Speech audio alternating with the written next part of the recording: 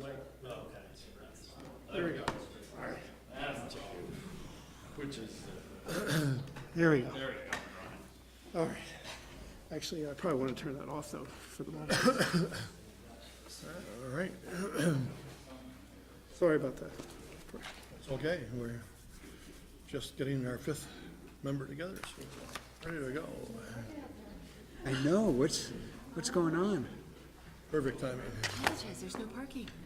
Yeah, I don't know why. Like, we're all scrambling. Yeah. Be next door, there must be a meeting or something. All right, Scott, you ready?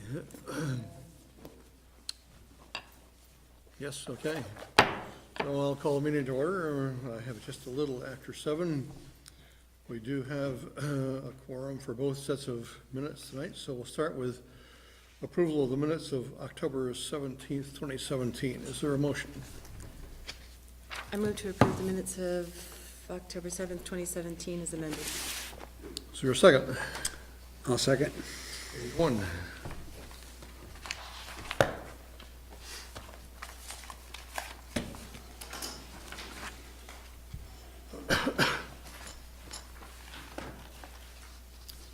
Page 2. I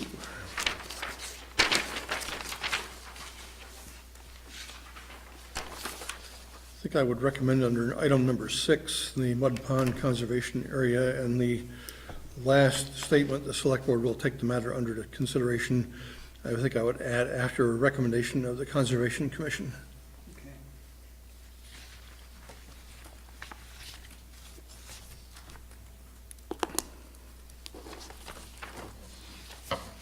Page 3.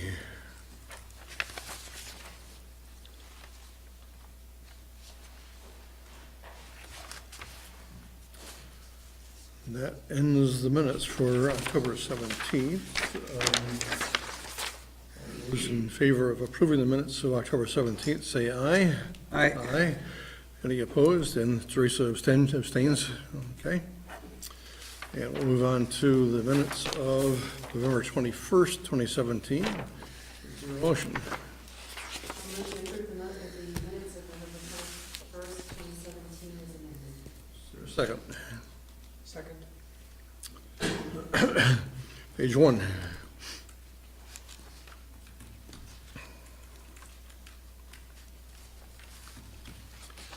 Page 2.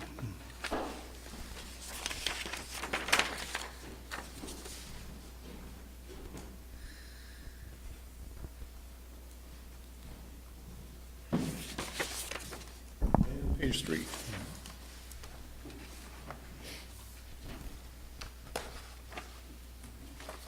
Hearing no corrections, all those in favor of approving the minutes of November 21st, 2017, say aye.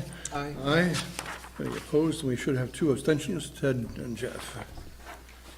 So next on the agenda is public comment. Is there anyone in the audience who had anything to offer under public comment, either on the agenda or not on the agenda? See, yes. Yes, sir. If you want to identify yourself and. Joseph Harron from Chef's Corner. Yes. Can I read from here? Or? This is under public comment, so you're on the agenda for later on for the license. He wants to talk about it. Absolutely, come up to the, sure. Just if you want to identify yourself, and that will be fine. No, that's good. Scott Sorrell, Chef's Corner. Joseph Harron, Chef's Corner. Sorry.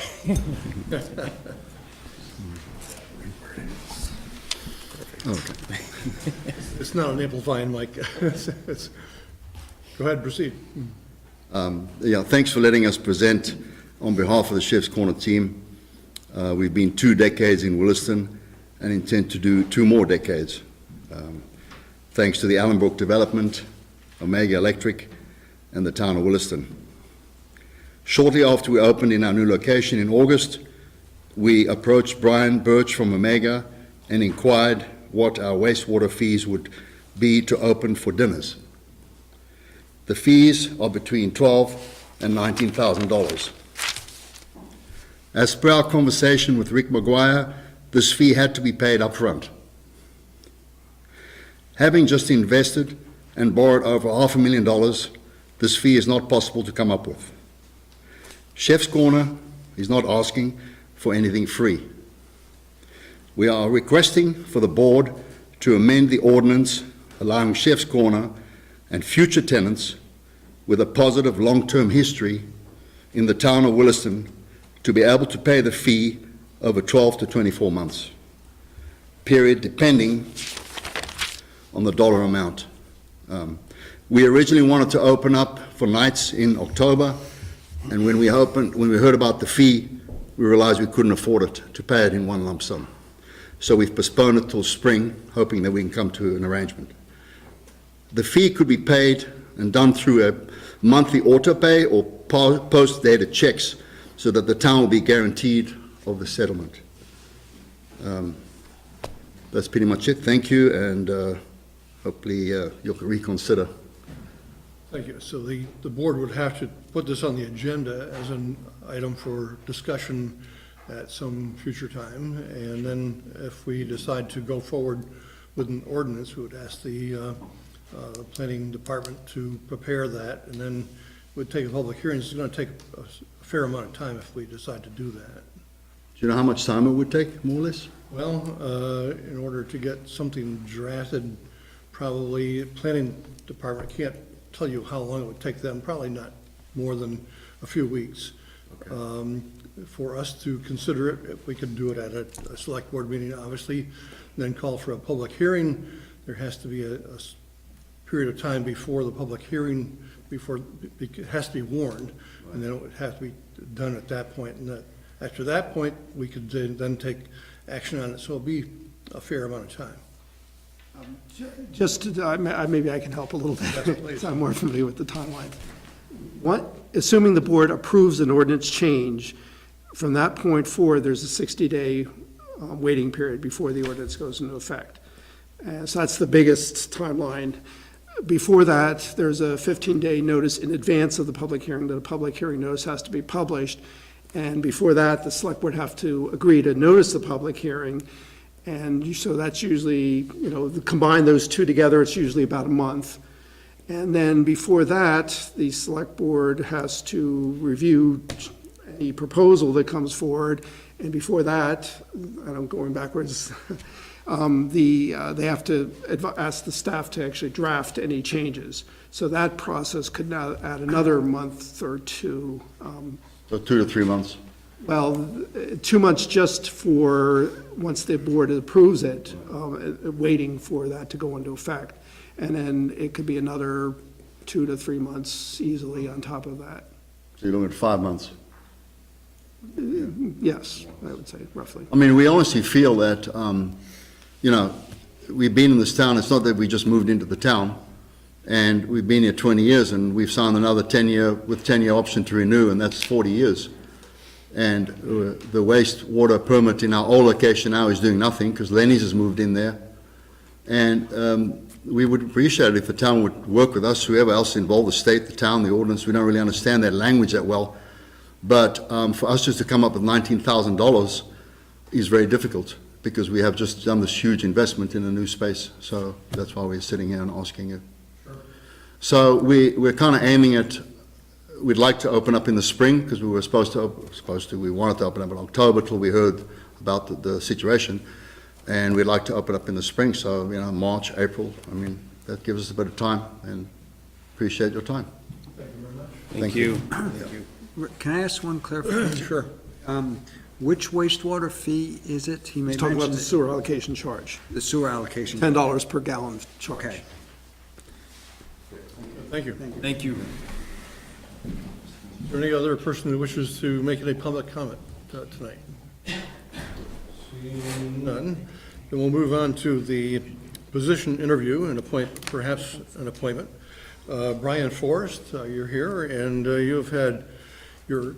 would like to become the energy coordinator for the town. This is a brand-new position, one that we hadn't considered before, but perhaps you can give us a brief background, even though we have your application, and why you want to take the position. I'm a retired architect and have been interested in the environment and energy for a long time. I don't have expertise in the field, but I have a lot of passion in the field, and I hope to bring that to the position. I would like to have the position because the state has a comprehensive energy plan which is looking to provide 90% of our energy from renewables by 2050. The state fell far short of its projected 2012 goals, and I'd like to help the town reach the goal of the comprehensive energy plan. So this is a brand-new position for us, and we do have a copy of what the statute says as far as what the coordinator does. And have you talked to anyone in town, the planning department, or anything about a position, or? No, I have not. I talked to Rick, yes. Yeah. Questions from members of the board?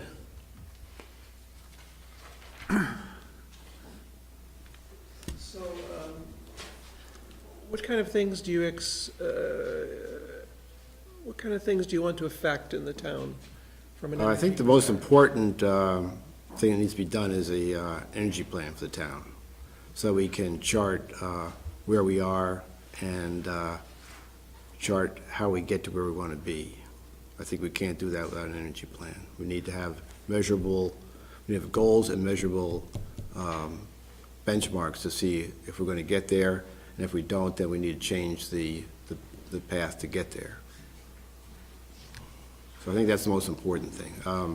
There are just so many things. The reviewing where we are with our municipal buildings and schools in terms of energy use and efficiency, either replacing outmoded or outdated and inefficient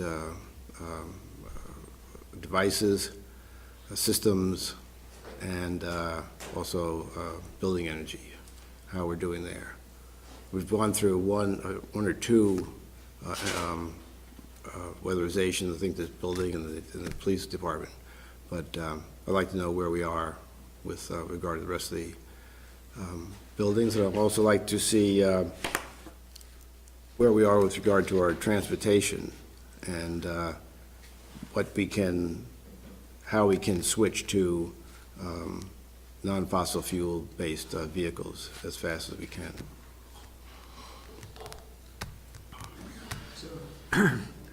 My questions, I'll first focus on you, then I have some questions about, or maybe they aren't questions for you, but about the position in general. But my question is along the lines of, and please don't read anything into my questions, it's just my way to try to, I know your style. Okay, thanks.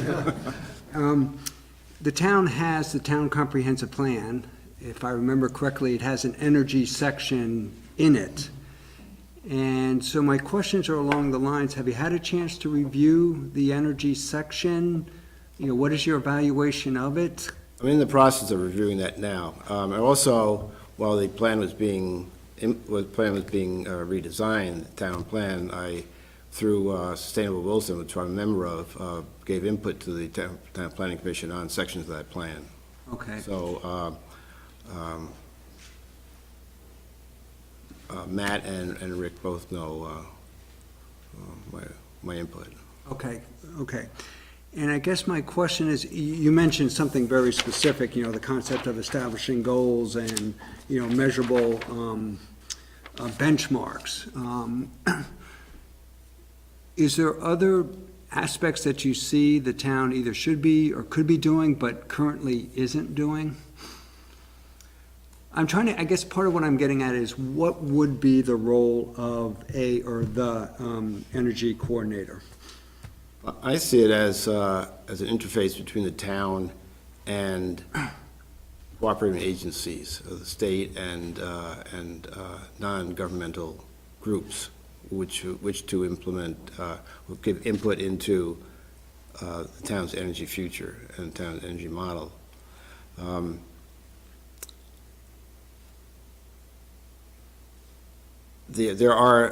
think we should do a kind of an opportunities assessment in town We have the Catamount Forest, which presents an opportunity for a sustainable woodlot.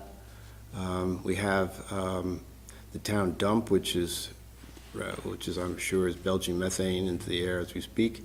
I think we should investigate capturing that as an energy source, or using that site for solar or wind or whatever is feasible for that site. I know there's issues with the dump, but I think there are opportunities in town. We should take a look at it, talk to those also interested in this issue, and take advantage of them to help us on our way. So if you don't mind, would it be fair to say that you view this position as sort of an advocate or somebody who is, if you will, trying to push the town, maybe to do more might be a way to put that? Absolutely more, because we have a deadline of 2050. It's just 32 years away.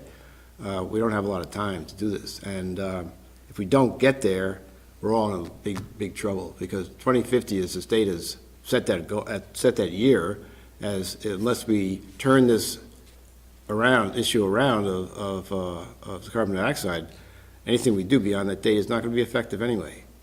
So we don't have a lot of time, and I think I'm not a person who wants this job. This is a job that's seeking a person, and I'm jumping in here. Okay. Good, that's. Ask, what did you do for Vera's Vermont Energy Environmental Resource Right. Associates? What did you do for them?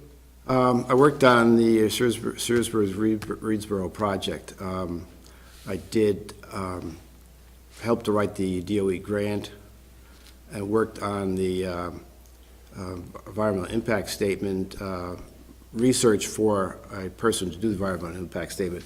What actually happened was that the project was divided into 2 phases.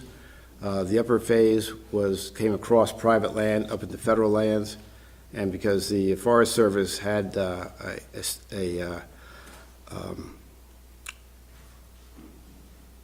assessment of that property as being prime for woodlot or timbering, and it was also prime bear habitat, they ran into a lawsuit and held the thing up and was going to derail the whole project. But I woke up one morning with the obvious brainstorm that we should do the first phase on private land, which wasn't the highest elevation, it wouldn't produce the most amount of energy, but it didn't have any restrictions on it. Do that first, and then move on to the government-owned property once those problems were resolved. So the project moved on.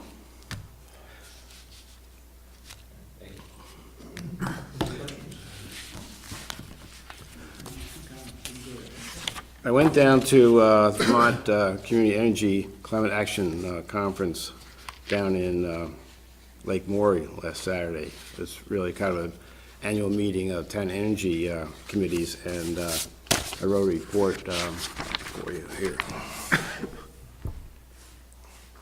The second thing I would like to do is get reimbursed for that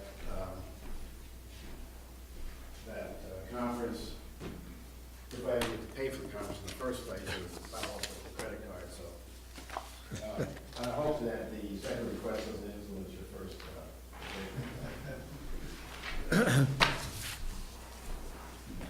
Or perhaps we can address that after, if we make the appointment. Pardon me? Perhaps we can address that point after we make the Yes. appointment.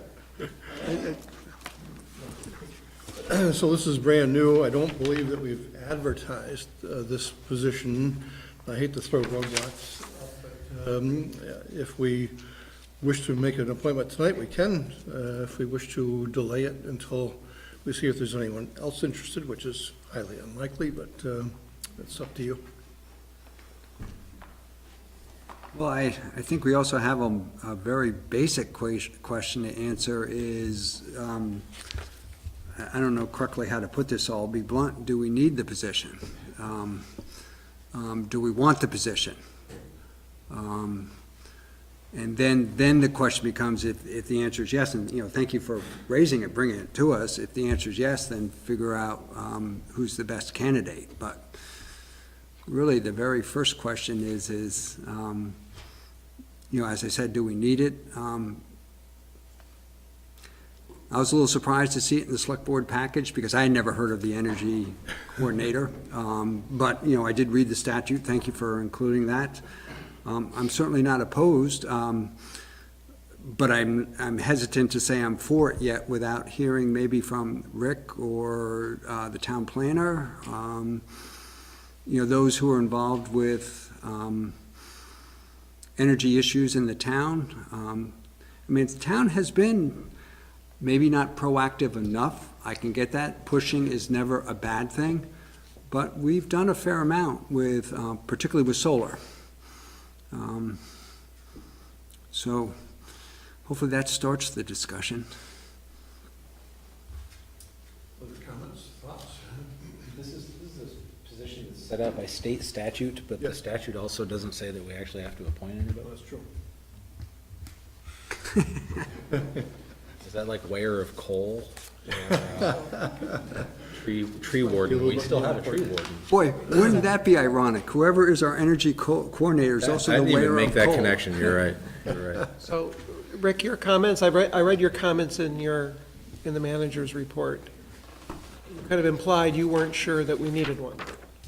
What is your staff's view and feeling? That's what I read out of your report. Yeah, well, I have to refresh my memory, because it's been a week or so since I wrote that, but if the board is, it's really a board decision, it is anyway, but my guess, if the board is interested in pursuing a range of other things than beyond what we've already done, then it might make sense to bring someone in, like this gentleman, Mr. Forrest, is an energy coordinator. We have done a lot, but there's always more you can do. And really, it's a matter of how aggressive does the board want to pursue some of these things. And even if you make the decision to make this appointment, that's still going to be an issue coming up time and again with every new proposal that comes forward. It's more of a consulting role, so you have somebody looking at and evaluating, in contact with conservation groups, looking at potential new technology, what other towns are doing. Right, what other towns are doing, but it's a consultant role, it's not a Yeah, they don't have any separate authority. You would authority. still have to come to the town management. Well, to the board, mostly it'd be policy issues. In here, it says there is no staff support, so Right the now, recommendations are well, just coming to the board. I'm sorry. Recommendations and thoughts and opinions and stuff would just be coming to the board, as I understand it then? Well, we can filter to the staff. I now have some additional staff, which I'll formally introduce later in the meeting, but certainly we have more capacity now to handle extra work than we did before. I like the idea from the standpoint that somebody would be looking at this outside of the towns, because they'll have more time. Your town staff is pretty busy, as we've seen before. On the other side, it would be nice to maybe advertise that we're pursuing this position to give. I actually don't know, Brian, maybe you can tell us, how did you come about understanding or applying for the job when? I read the energy report, the energy section. Oh, okay. Wait, say that again, I'm sorry. I read the energy section, so I was involved in the transportation energy sections of the plan. The town plan. Yeah. Okay, interesting. So my view on the position, I think first let's talk about the position, is either there could be I view two types of roles. One type of role would be to monitor the town comprehensive plan and make sure we're making achievement on that. That's kind of more the status quo. The other position, or not position, what would be the word? The other role might be more of the advocacy, the pushing the town, the more the coming up with ways I like the idea of the measurements and the benchmarks. So I look at that as more of an advocacy type position. The only thing I'd say, just to interrupt just one point, on the measurements, we'll have to measure that at some point, right? If that 32-year out benchmark or goal stays solid, won't we have to measure ourselves as we approach that? I don't know what requirements are currently exist for that kind of thing at this point. There are certainly tools that are available towards that. In fact, there's a website with a community dashboard, and Williston doesn't have anything posted on it, even though we've done a fair amount. And a lot of communities have posted information. That's a good resource, and I know Mr. Forrest is aware of that as one option. Well, is that something, Brian, Mr. Forrest can do for us? Sure, that's fine. Or the energy coordinator? Okay. I would think that that would be a good tool for him to use. Yeah, I mean, I assume there's a gazillion different measurements that could be out there. I mean, one of the conundrums as I was reading through the information Rick presented in our packet is I'm pretty sure, although I'm pretty sure but not positive, our town plan is going to talk about natural gas and the idea of increasing natural gas use in town because of its efficiency and cost effectiveness and whatever other benefits Vermont Gas will tell you are associated with natural gas. But on the other hand, it's in conflict with the concept of reducing greenhouse gas emissions or getting away from fossil fuels. So I'm asking that, not that I know that there's a clear answer, but I'm just curious how that might play out with the energy coordinator. You know, those conflicts that are. In order for an energy coordinator's job to be effective, the energy coordinator has to have buy-in from the select board about the goals of, and not the goal, but the consensus on science. The town must believe that that climate change is real, must believe that we only have limited amount of time to save ourselves. And if we don't have buy-in, then on those kind of issues, and then the town court, the energy coordinator is really just spinning his wheels, because there's no point in doing the work if there's no belief there in the first place. So if you believe that, if you believe the scientists that we're at a tipping point, and if we don't get there solve the problem by 2050, we're at a tipping point, then there's no point in my doing any work in this area for the town.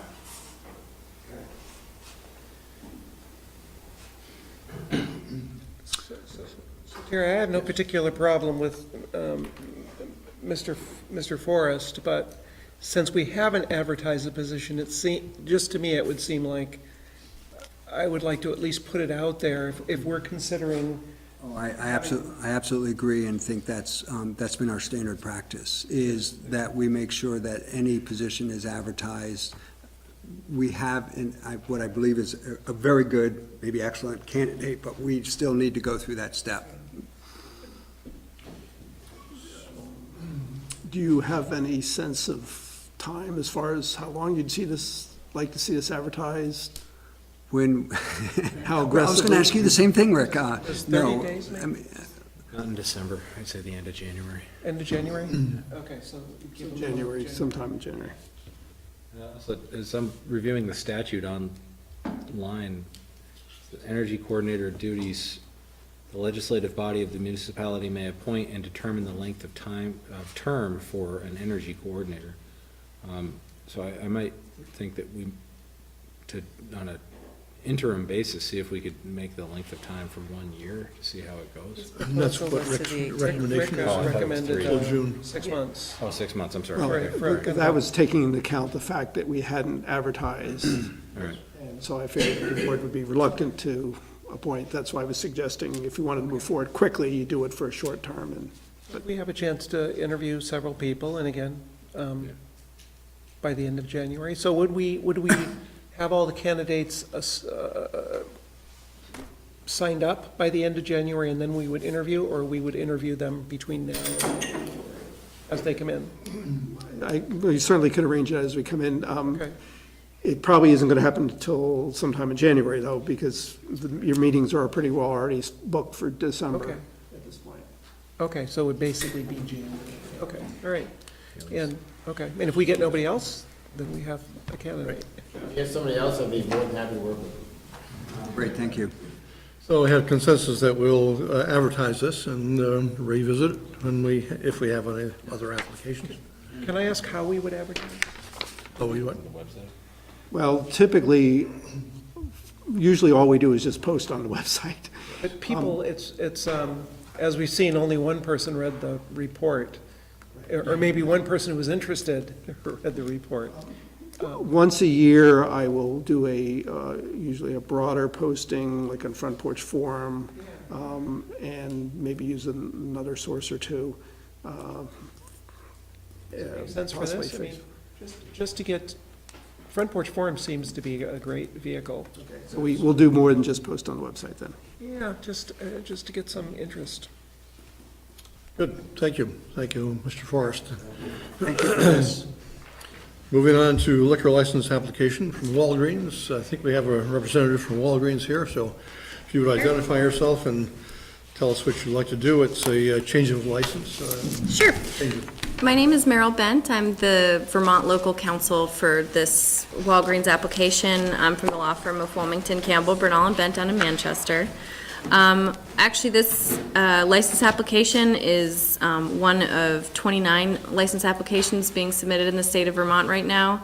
And it's part of the larger acquisition of about 2,000 Rite Aids by Walgreens that was recently approved by the feds. So it's one of many, but all it is changing over the ownership of the currently existing Rite Aid that you already have. Not much is going to change. I don't think nothing's going to change about the management of the store. The manager who did the education course is going to stay the same, so you have the education certificate in the application package we submitted. And, it's really just going to be kind of a ownership change, nothing more significant. So they would continue to sell beer and wine at the store under a second-class license. So it's not terribly controversial either, I hope. And there is a Walgreens in Burlington, I think. I think the ones that exist are in Rutland and Brattleboro. There's one here in Burlington too, I believe. Maybe there is, yeah. So they're gonna switch, they have 2 Rite Aids now that are switching over as well, so. Every Rite Aid in the state is gonna be a Walgreens. Yes. It's gonna be flying that flag anyway, so. Questions for the applicant? No, I think I'm pretty good. I just want to, the application that's before us also includes tobacco, is that correct? Yes. We don't do that. What's that? We don't do that anymore. The state is actually responsible for doing tobacco license. Okay. So Yeah, we're it's just involved. a extra checkbox we get to check off at the, Okay. the license. Were there any violations? At Rite Aid, no. Not to my knowledge, but I don't represent Rite Aid, so. Oh, there have not been. I didn't even know they had a liquor license, so I didn't know They they. sell beer and wine, so. Good to know. How late are they open? Is that what it is? I wasn't asking. Any further questions? Well, it just sounds to me like the status quo. Yes. What went on at Rite Aid will go on at Walgreens, and That is the sincere hope, and I think that is what's gonna happen. you mentioned it would be the same manager, did I hear you correctly? The person who did, yeah, at the very least, the manager, they identified, the manager who would be staying on. I suspect everybody who's there is gonna be staying, but we did have them identify the manager who will be staying on so that we could make sure that we had somebody who'd already done the certification, for the online course. Training. Yeah, exactly. Staff has no objections. Is there a motion? Move to approve a second-class liquor license for Walgreens Eastern Company Store, store number 10327, located at 108 Cornerstone Drive, Williston. Second. Discussion on the motion? Hearing none, all those in favor of the motion say aye. Aye. Any opposed? No abstentions.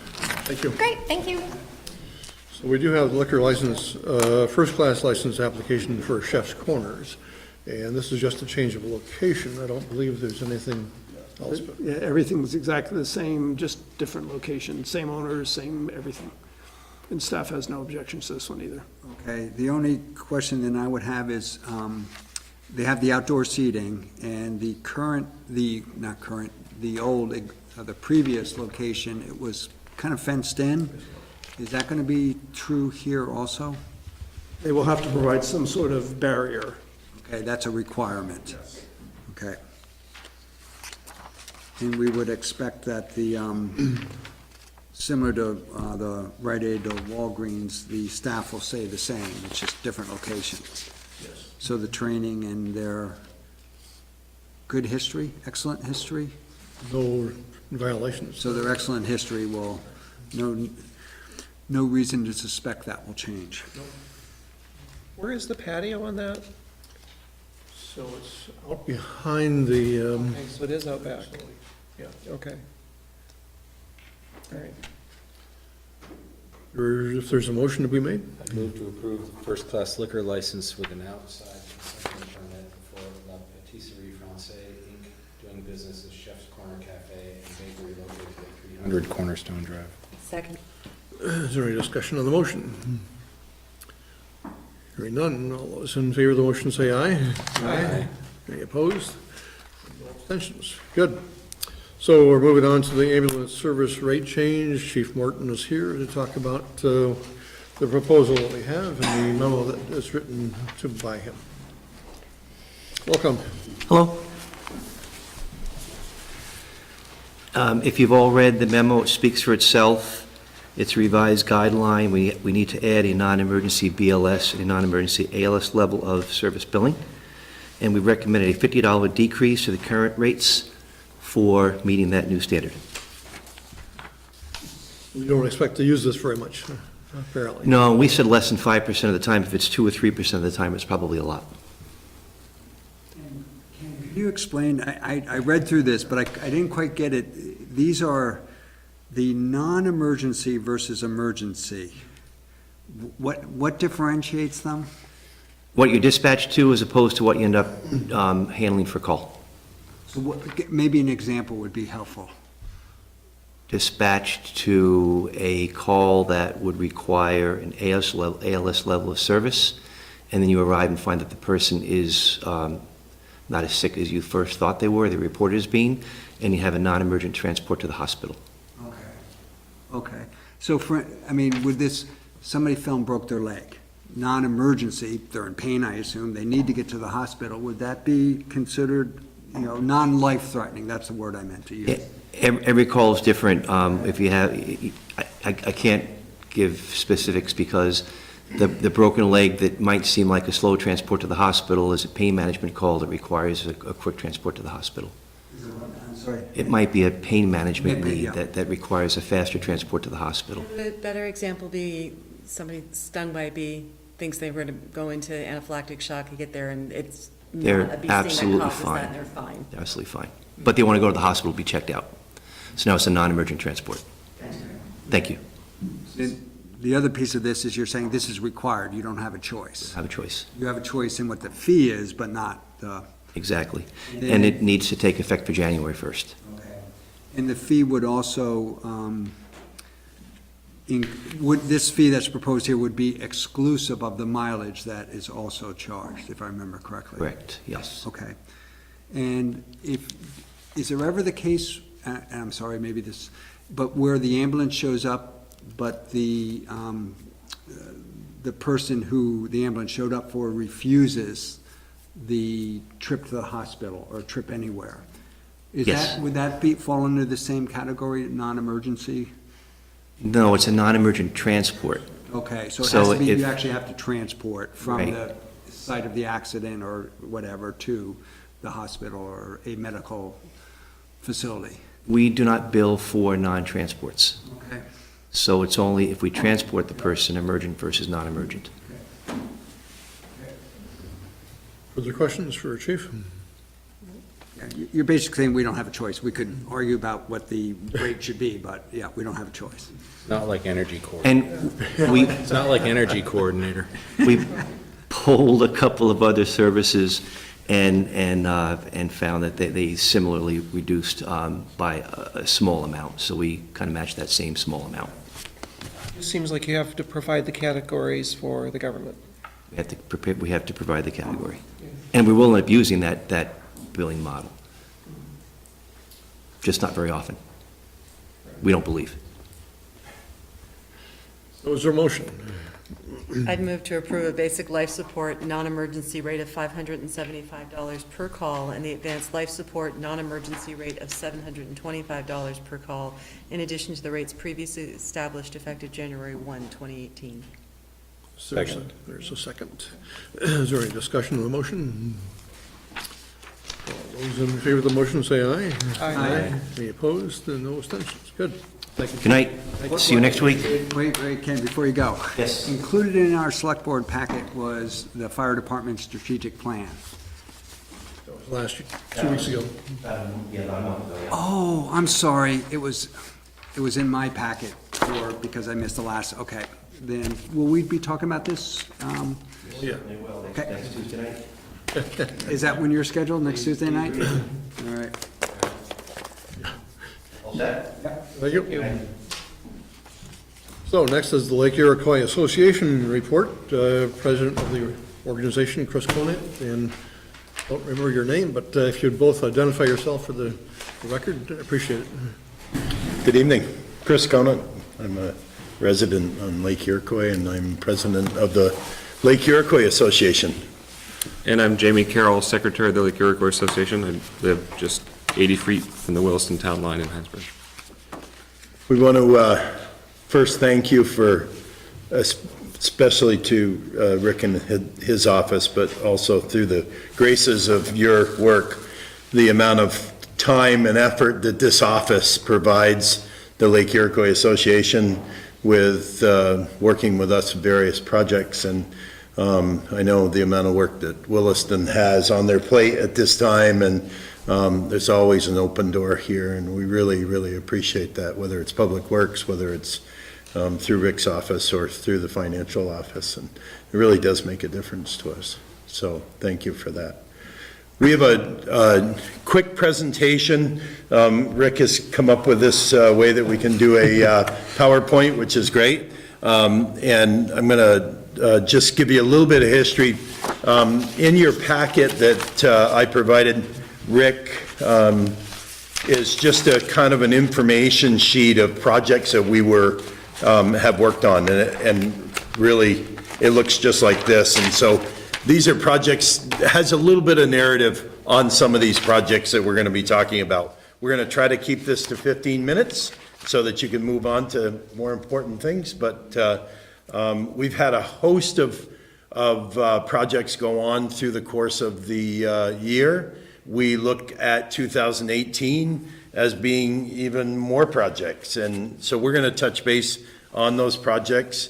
I think it's really important that we let you know that we have really worked hard aligning ourselves with the Lake Iroquois Recreation District, which we all feel is really important to us, the four towns coming together.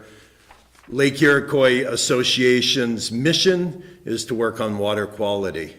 And Lake Iroquois, in my eyes, as being a resident of that lake for 60 years, my entire life, I think is our biggest, most precious resource that we've got, natural resource that we've got in our community.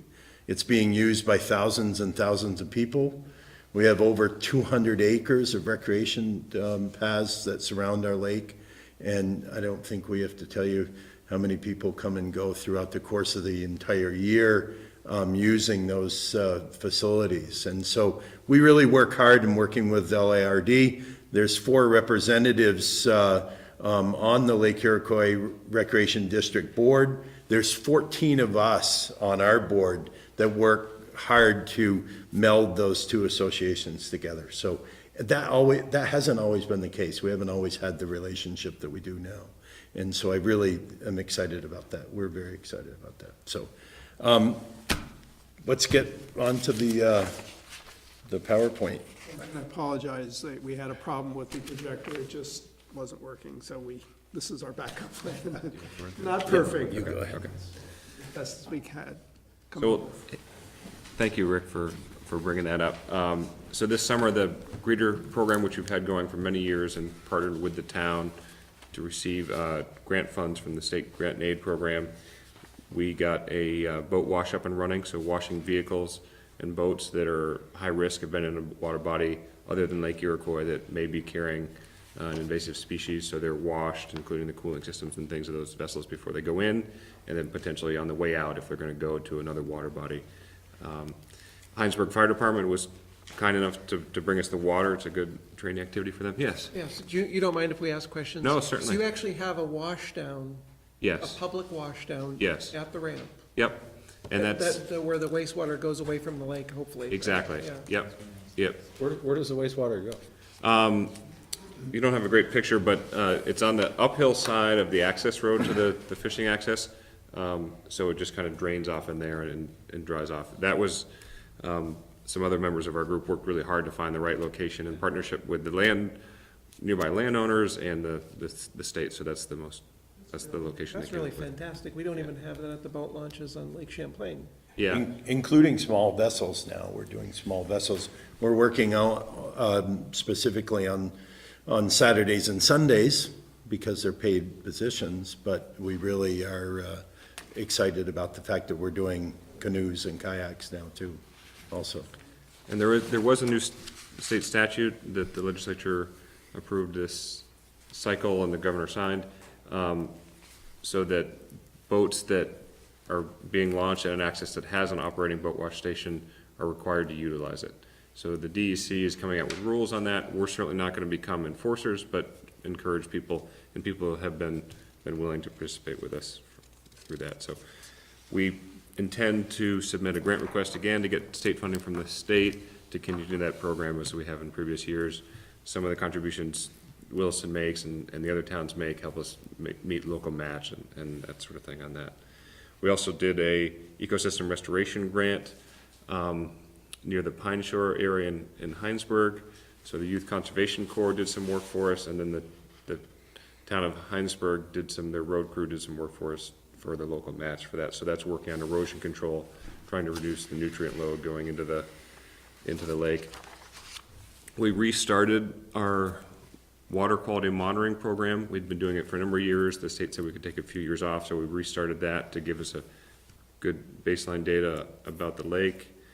Did some education opportunities around the lake, lake-wise properties, did a tour of them, talking about how people can modify the landscaping on their property to slow storm water and improve the water quality. Looking into 2018, continue with the boat wash station, trying to increase hours. We are working, as Chris mentioned, with LIRD to look at an ecosystem restoration grant, looking at BB Lane, that along the road in the northern part of the lake there, as well as the tributary that drains in there, is a great source of nutrients for the lake. So looking at what can be done either with the road or the waterway and that to try to work to reduce the nutrient load into the lake. So if that's our overall goal, we got to reduce the inputs to reduce the nutrient load in the lake. So that covers kind of the general activities, and then we've been working really hard, and I've been leading the effort on the milfoil control. So this summer, we installed some benthic barriers at the fishing access, kind of as a pilot. We had done some diver-assisted suction harvesting there the previous summer to remove some weeds so that there was a clear channel for boats to get out on the water as well, so return to reduce the chance that they would be transporting weeds elsewhere. This was primarily funded again by that same grant and aid program. We also hired the Darien Freshwater Institute at RPI to come and do an aquatic plant survey of the lake to see where we stand with species and distribution of plants and things. The benthic barriers are the white, the right slide, which are put into the lake by permit through the state, are allowed to go into the lake after May 15th and then have to come out of the lake on October 15th or before October 15th. It's basically a weed barrier. It doesn't it kills all the weeds. It doesn't just, it's not specific. So it's not the most desirable opportunity to control milfoil, but it is a great opportunity for us to cut down the cutting of milfoil by boats and then distributing it through the lake and repropagating into the water, so. Just a little recap of the milfoil timeline. It was first found in the lake in 1990. There was a aquatic plant survey done by the association in 2014. We've been doing a variety of things since then. The dash I mentioned, the benthic barriers this year, and we've been working towards the herbicide permit to treat the whole lake with a herbicide sonar. We partnered with the town, and Rick was a big help to submit that permit this time last year. The state's review of that has been extended, kind of unprecedented. They did issue a draft permit. We had a public hearing that was in Heinsberg in May, and they've taken their time to review all those comments. We hope to hear a decision from them soon. Typically, they review these in 180 days, and we're past a year at this point. So hope to have a decision from them soon. So looking. Rick, can you? Go ahead. Flip the next slide up, which would, this shows the 2-year 2016-17. Jamie, if you want to just explain maybe why it looks so different. Yeah, a Williston resident, Pogo Senior, took these photos for us with a drone. On the left, the milfoil really topped out. The winter of 15-16 was that record warm winter we did or didn't have. So the ice was out really early. The plants grow really well and kind of created some stagnant water there in front of the beach. So there was some algae growth and things there. This summer was quite a bit different. We still had milfoil, but it didn't top out as early, and the beds weren't as dense. So recreation wasn't impacted as much this summer as it was the summer before last. The survey did show that there was still quite a bit of milfoil still in the lake, so found throughout the lake. We did do a survey of the lake as well as Sunset Lake, which Lake Iroquois drains into towards the south into Heinsberg, to understand that plant community better as well. The Richmond Conservation Commission you.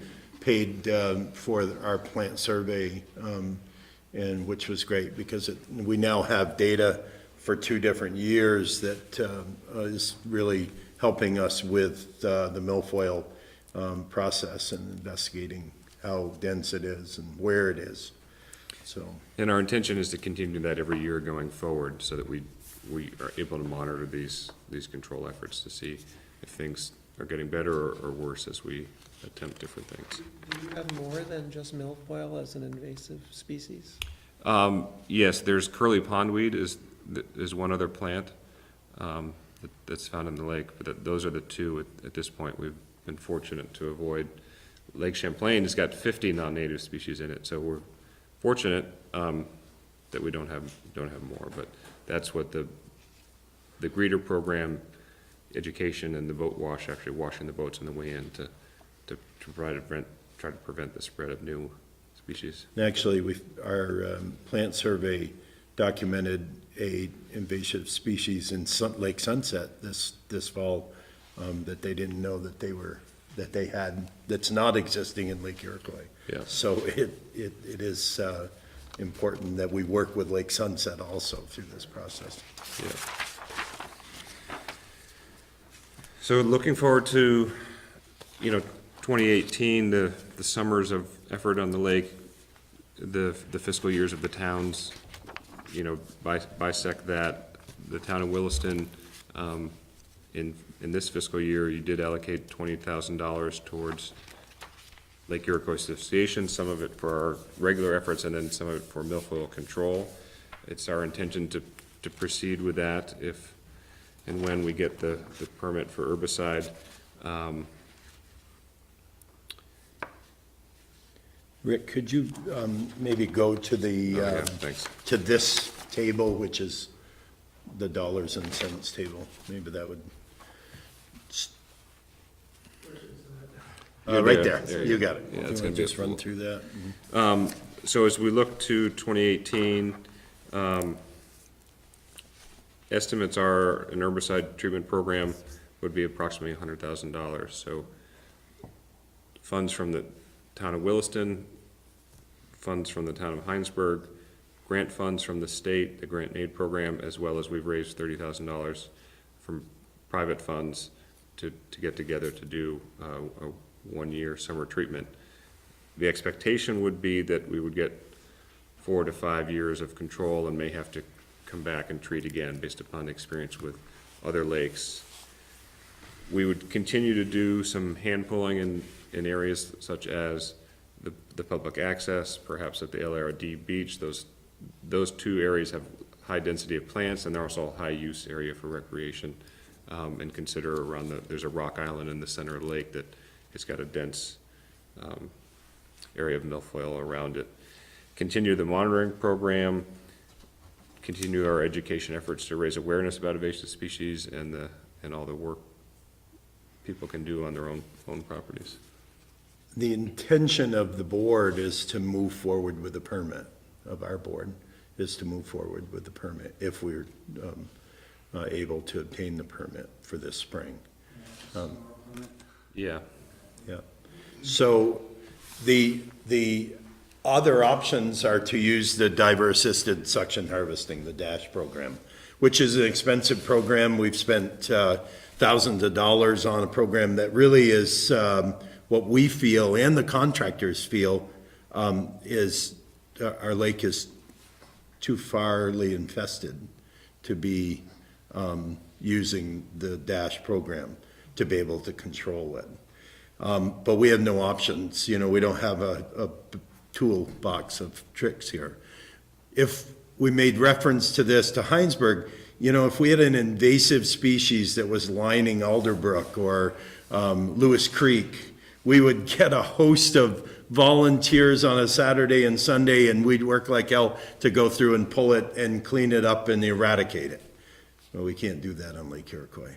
So we're concerned that, you know, if we don't do something, we're going to be in trouble here. And so that's why we're back here, asking for your support.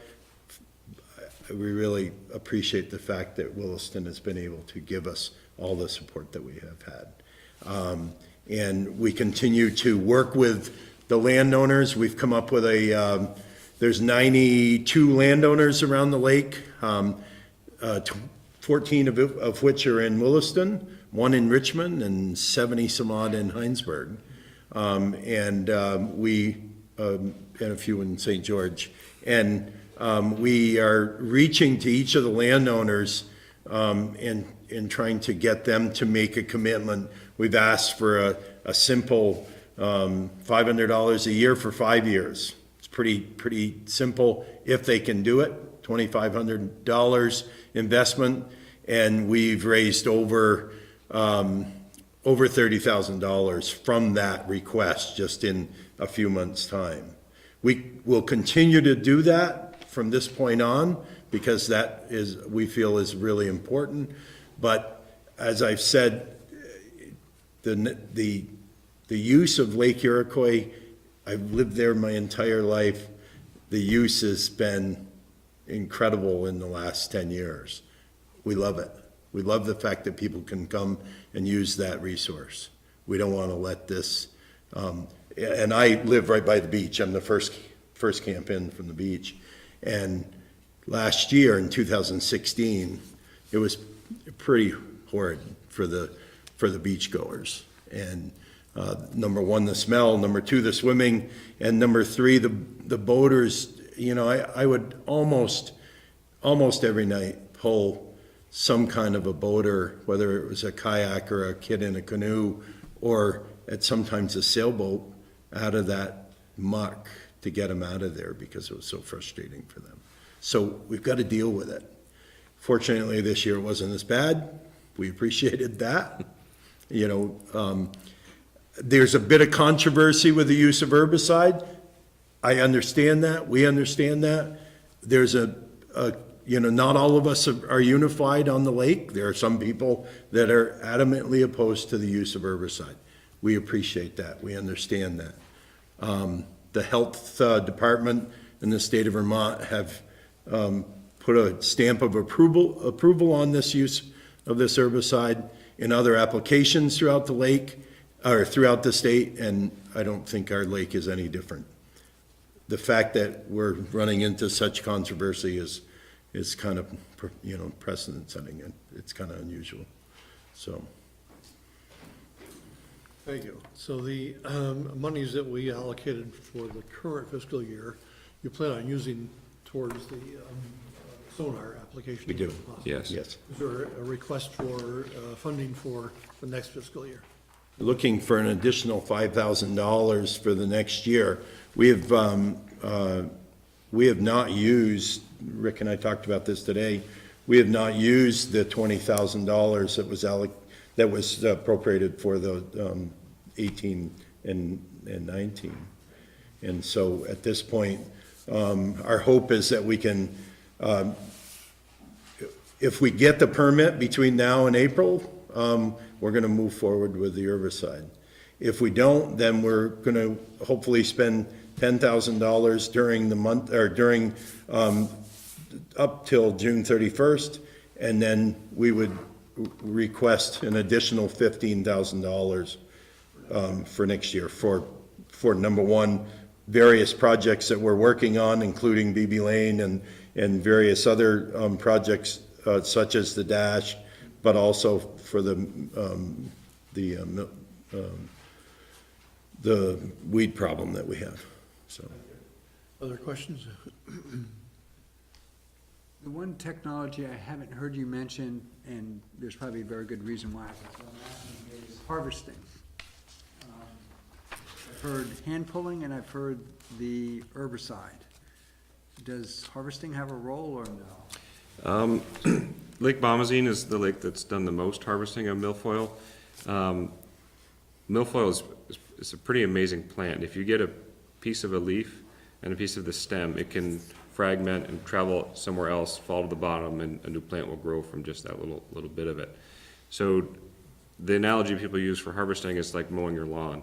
You just got to keep going back and doing it, and it likely becomes more dense. So it's not used as a control for milfoil in the state. They do some harvesting for water chestnuts on Lake Champlain in the southern part of the state, but southern part of the lake, excuse me.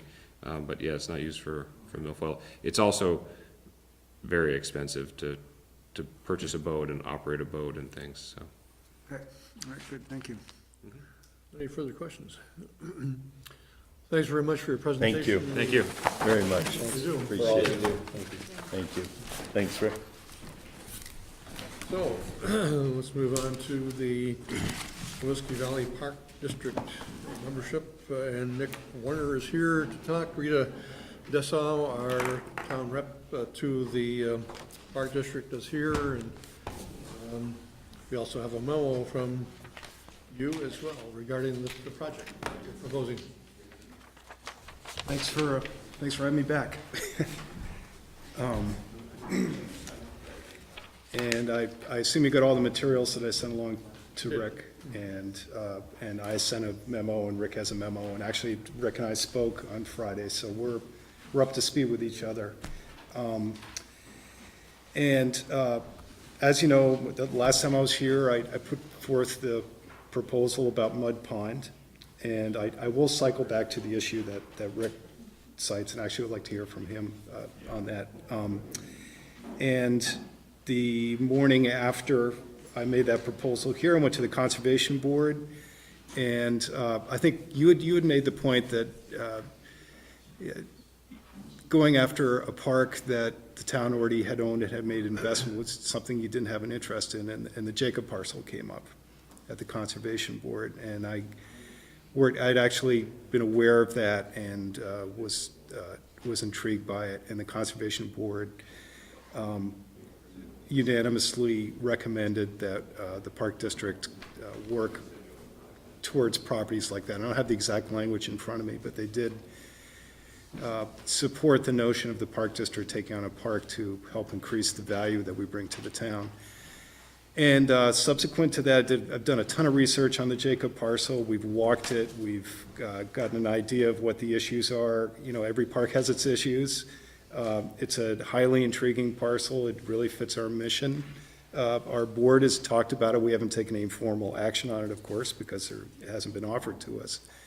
But it's clear that it's a high-value conservation parcel.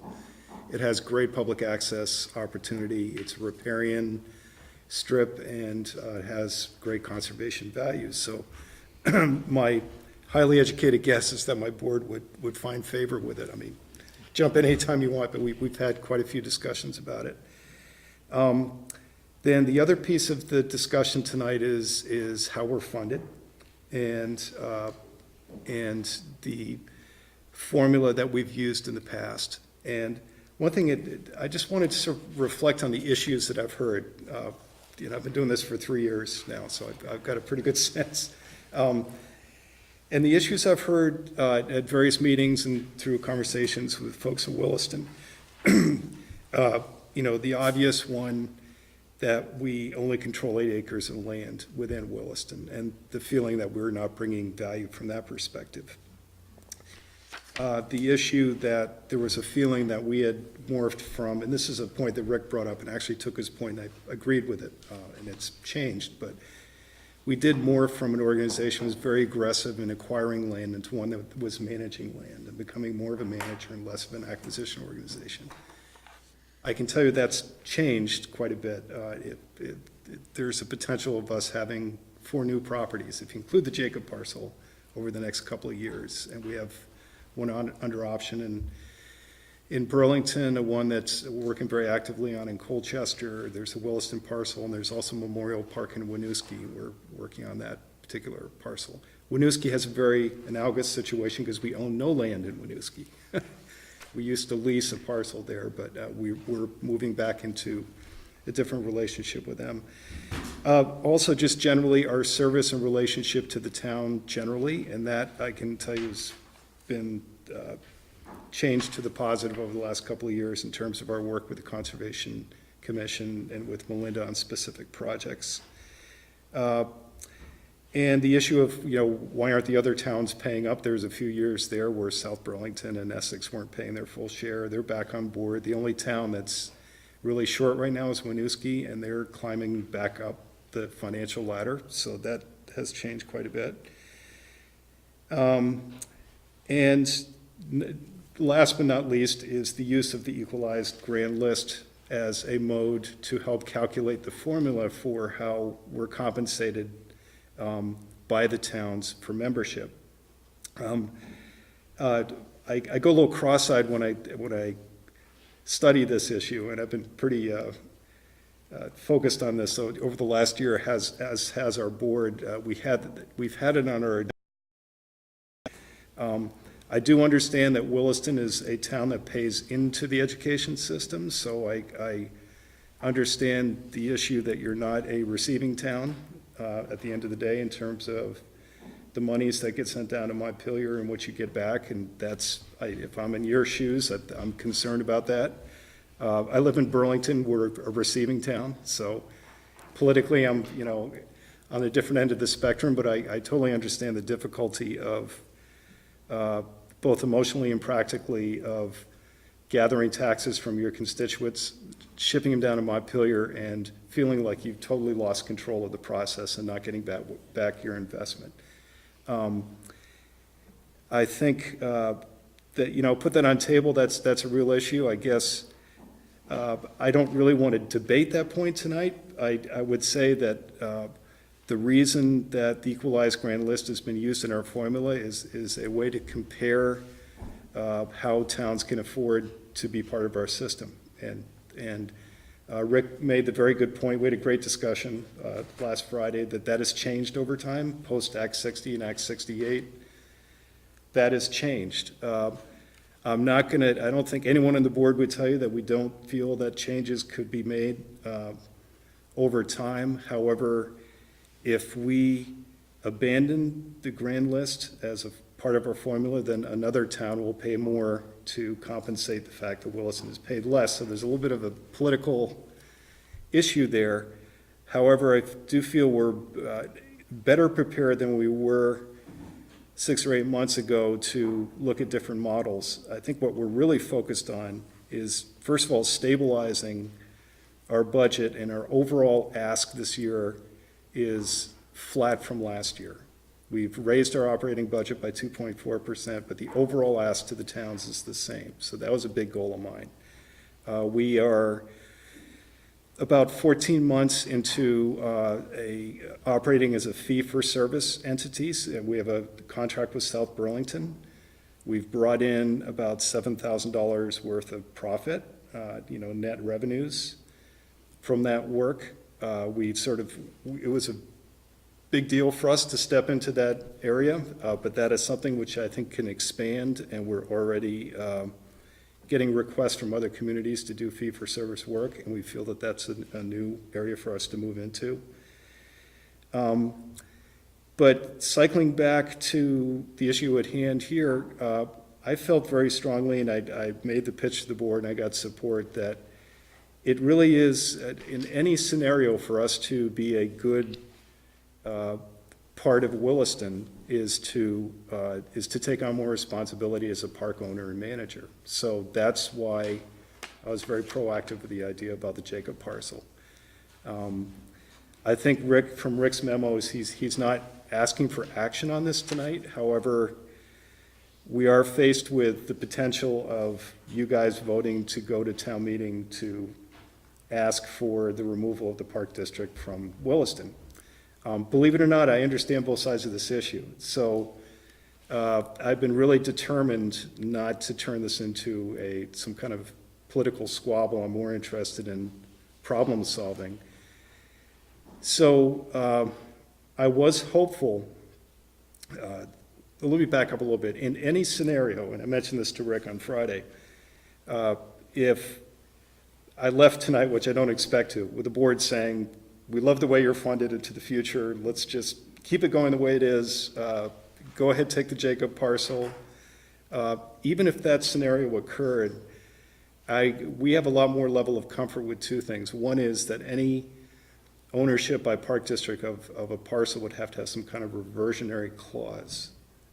And frankly, most of our properties have that. It's very common in the conservation world, I've discovered since I took this job.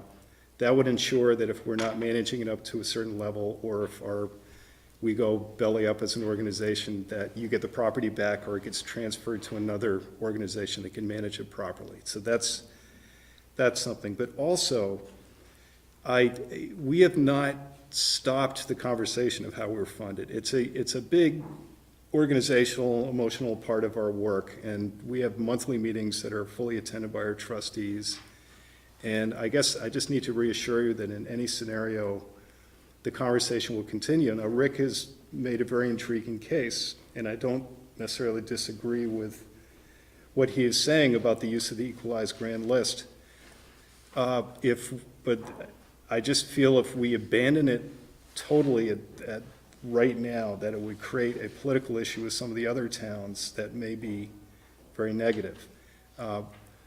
We've done a ton of research, and I gave you a memo about how other park districts are being funded in Vermont, and how other organizations like are funded generally across the country. And I think what we're emerging into is an organization that is less dependent on town funding and more dependent on program funding, lease income, and fee-for-service. So that's our organizational goal. For the time being, we need to do our business. We need to maintain our parks. We do a good job of it. And maybe Rick, I'd love to hear your piece on how you feel about our funding. Not as a means of debate, no, but just so you can be clear about. Chair gave me the green light, so. Yeah. Well, first, I should say that I think you, Nick, and the membership of the Park District do a fine job in maintaining the various parks that are part of your system. And I don't think that's ever been a question in my mind anyway. And I appreciate all your hard work and work of your board in trying to resolve this. However, we brought this issue up about a year ago, and the funding formula was one major part of that. And I understand that it may be uncomfortable for some of your board members to, because it's gonna be a change and may increase their costs a little bit. But it's gonna cost them even more if Williston pulls out. So I guess I'm not fully understanding, their, opposition to this. I mean, I understand up to a point, but, you know, we've kind of said we want an answer, or we want something to change, and I know there's part of what you're doing is a change, and so that's really something the board will have to consider if that's enough. But for me, the funding formula, I just haven't seen the progress on that. And I've, as you said in my memo, I've made a pitch for explaining why using the equalized grand list as a method of, or a way of approximating ability to pay just doesn't make sense, because it was never a great method to begin with. It's even far less accurate now. So in my memo, I've recommended that the board vote to withdraw from, or put to a vote to the townspeople to withdraw. However, there's a little bit of time between now and when the board actually has to make a decision on this. And so I would hope that your board could make some progress towards resolving that funding formula issue.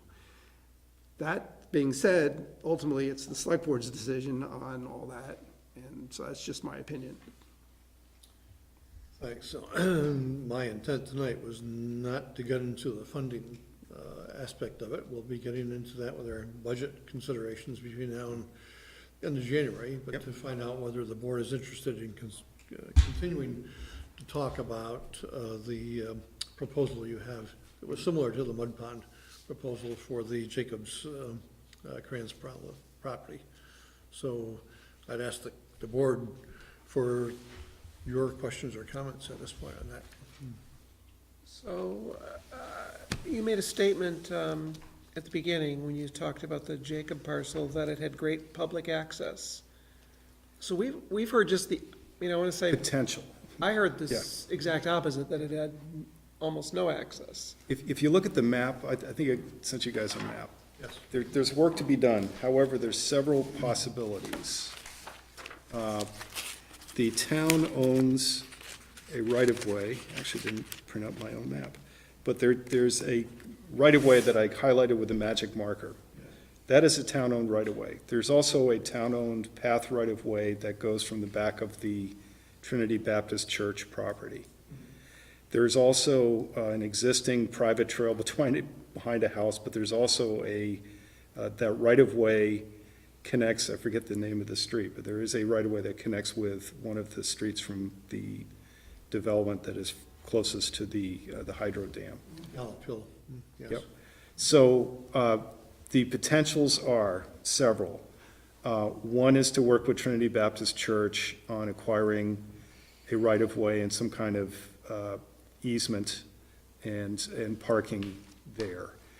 The other is that there is existing ability to get on the parcel through town-owned right-of-ways from the end of that street. So Trinity Baptist property abuts. There is a you see there's a line, a dark line that shows a path easement. And this is actually the beauty of the open space plan, because way back when you guys approved that development that's next to Trinity Baptist, they granted a path easement that goes from the back corner of the Trinity Baptist property to the Jacobs property. So that's one potential access.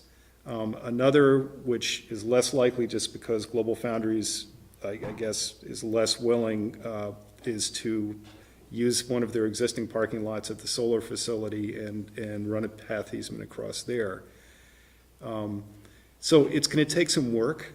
However, there is existing, you can park your car along the side of the street and access the property. So there is existing access, and there's another two potential ways. Plus that right-of-way, you see with the magic marker, my high-tech magic marker, goes all the way up towards the hydro dam to the third development. So there's ways to get to the property from all three housing developments down there, and plus the potential for access from Trinity Baptist. Now, I haven't talked to Trinity Baptist. They may watch this and say, what are you kidding, we're not going to do this, but there's work to be done, but the recreational value of that parcel, the density of people living near it, all lends me to think that there's going to be some progress in being able to improve access there. It's a gorgeous parcel, if you've ever been back there, but it's quite striking. Yeah. Other questions, comments? Nick, I just want to make sure that I understand, Yeah. for lack of better words. It sounds to me like the board, the Winooski Valley Park District Board, has not stopped discussion of, but has not yet decided to change its, I don't know what the right word is, funding formula. What it gets from the member fee, what it gets to raise revenue from its member municipalities. Yeah, it's a conundrum. Williston's the only town that has an issue with the formula, to start with. I was at the Essex Board last night. We sailed right through. They love what we're doing. They think, there's never been an issue. That doesn't mean I don't understand why you guys have an issue with it. I get it. If we change to population only, for instance, it would mean, for instance, that Burlington would be paying $10,000 more. I don't have a sense of whether our highest paying town is going to want to start paying us $110,000 a year for operations. They're great. I just send stuff to Moreau's office and the treasurer, and they love the work we do. But, we're managing quite a bit of land in Burlington, and we have a lot of relationships. So I try to think in terms of where are we going to be 25 years from now after I'm gone? And to me, the only way that the relationship is going to work with the town of Williston is if we become owners and managers of parkland. And I had actually a very interesting chat with Mike Harris on his way out when he was leaving Conservation Board. And I said, okay, I really just got to know, why is it we don't own parkland here? We helped you build Five Tree Hill. We've done a lot of things, and I understand there's been personality clashes, and we've just come in here and said, you got to pay us your money, and, I get that. And he said, we want control. We want to be able to, it's a chess game in a rapidly developing town, that if you own a parcel of land and there needs to be an easement across the edge of it, or you need to work with a developer on, you need to have control over that land, and having a third party like us come in and place an easement on it and lock it forever is a big deal in a town that is growing so fast. That was just one of his perspectives, but it was very illuminating to me, and I got that. So that's why initially Mud Pond seemed like a good property, because, it's peat moss going down 5 to 9 feet. I mean, it's not ever developable. It's highly ecologically important. The Jacob parcel is isolated. It's riparian. It's floodplain. It's a tributary stream. There's a lot of reasons why that could never be reasonably developed. So that seemed like also a good option. So it was really my encouragement to the board that I be proactive and come to you guys and say, to me, there is the funding issue. We're not going to ignore that. We're having a really hard time. I think they're having a really hard time as a group trying to accommodate a single municipality. But what's the real issue? The real issue to me is that we are not playing the role that we should be playing with you guys, which is owning and managing property. And so to have, if we resolved the funding issue with the population thing, and I went through the whole political process, I'd still feel like we're not really doing what we should be doing for the town of Williston. It's not the role that our organization does best. And 20 years from now, we'll still have an issue. Someone else will be sitting here trying to justify money for 8 acres of land that I was reminded you can't even access from Williston. You have to go to South Burlington, which is true. I think it's kind of funny, but it's true. I mean, it's a reality. So it was at my encouragement that the board give me permission to be here and to be proactive about it. I think there are other ways that we could be funded as well. And it doesn't ignore the issue, but my focus has been on what are the other revenues that we can bring in. To be clear, we don't carry debt at all, so we're not bonding, we're not doing memberships, and we're not competing with our partners like the Vermont Land Trust, the Housing Conservation Boards, Lake Champlain Land Trust. They all partner with us and raise money for us to acquire properties. So we're an end user that manages and owns these lands, and that's what we do best, and that's why I made the proposal. So I guess the way I should think of this is, I guess I'm asking if there's flaws in my way of thinking, but under the current funding scenario, which is based, I think, 50% on population, 50% on grand list value. Correct. The board is, at least all indications, not willing to abandon at this point, or rethink. I think it's fair to say. Well, rethink, no, that's different. I mean, it's a constant conversation.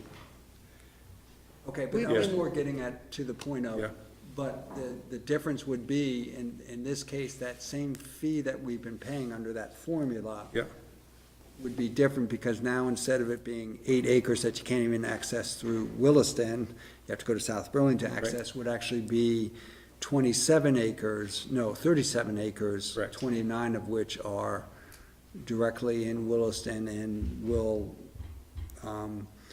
support the open space, recreation, conservation goals of the town, help support. Correct. I mean, it also fits the objection that we're not an organization that's growing our portfolio. And so it's two parts. It's if there is a perceived lack of value and real lack of value that people see for us in Williston, that's important, and we're also growing our portfolio. When I was reading Melinda's, I don't know if you had a copy of Melinda's memo. I don't, but I have read it. Yes. Okay, and the one question it didn't answer that I was kind of hoping it would as I read through it is, because I think the concept of, are we getting the value we should out of what we currently pay using the current formula? I don't know if it started with the Conservation Commission, but it certainly has been echoed by members of the Conservation Commission. Absolutely. And so, I'm sorry to make a long story, not as long as I maybe could make it, is what is the Conservation Commission's opinion of, does adding, they recommend, yes, they like the idea of Winooski Valley Park District managing or owning and managing the Jacob property. They don't answer the other question, which is, does that make the value Williston gets for what it's paid, whatever the word is, acceptable? Does that make sense, that last? It makes perfect sense, and I felt it wasn't appropriate for me to ask that question. Well, I think it's appropriate for me to ask I think the it. board, I think for you guys to have the Does confidence. that I make felt like sense, for me Rick? to go in and say, hey, I want you to tell the select board that this makes it, I did not feel that was appropriate. It's more that they are in a better position than I ever will be to assess the value that the district owning that land provides to Williston. Right. So I need and would value their opinion on that. Yep. So is that the question we want to send back to the Conservation Commission to give us their? In my opinion, absolutely, yes. Are they, it's still ultimately going to be a decision for the select board. Oh, absolutely.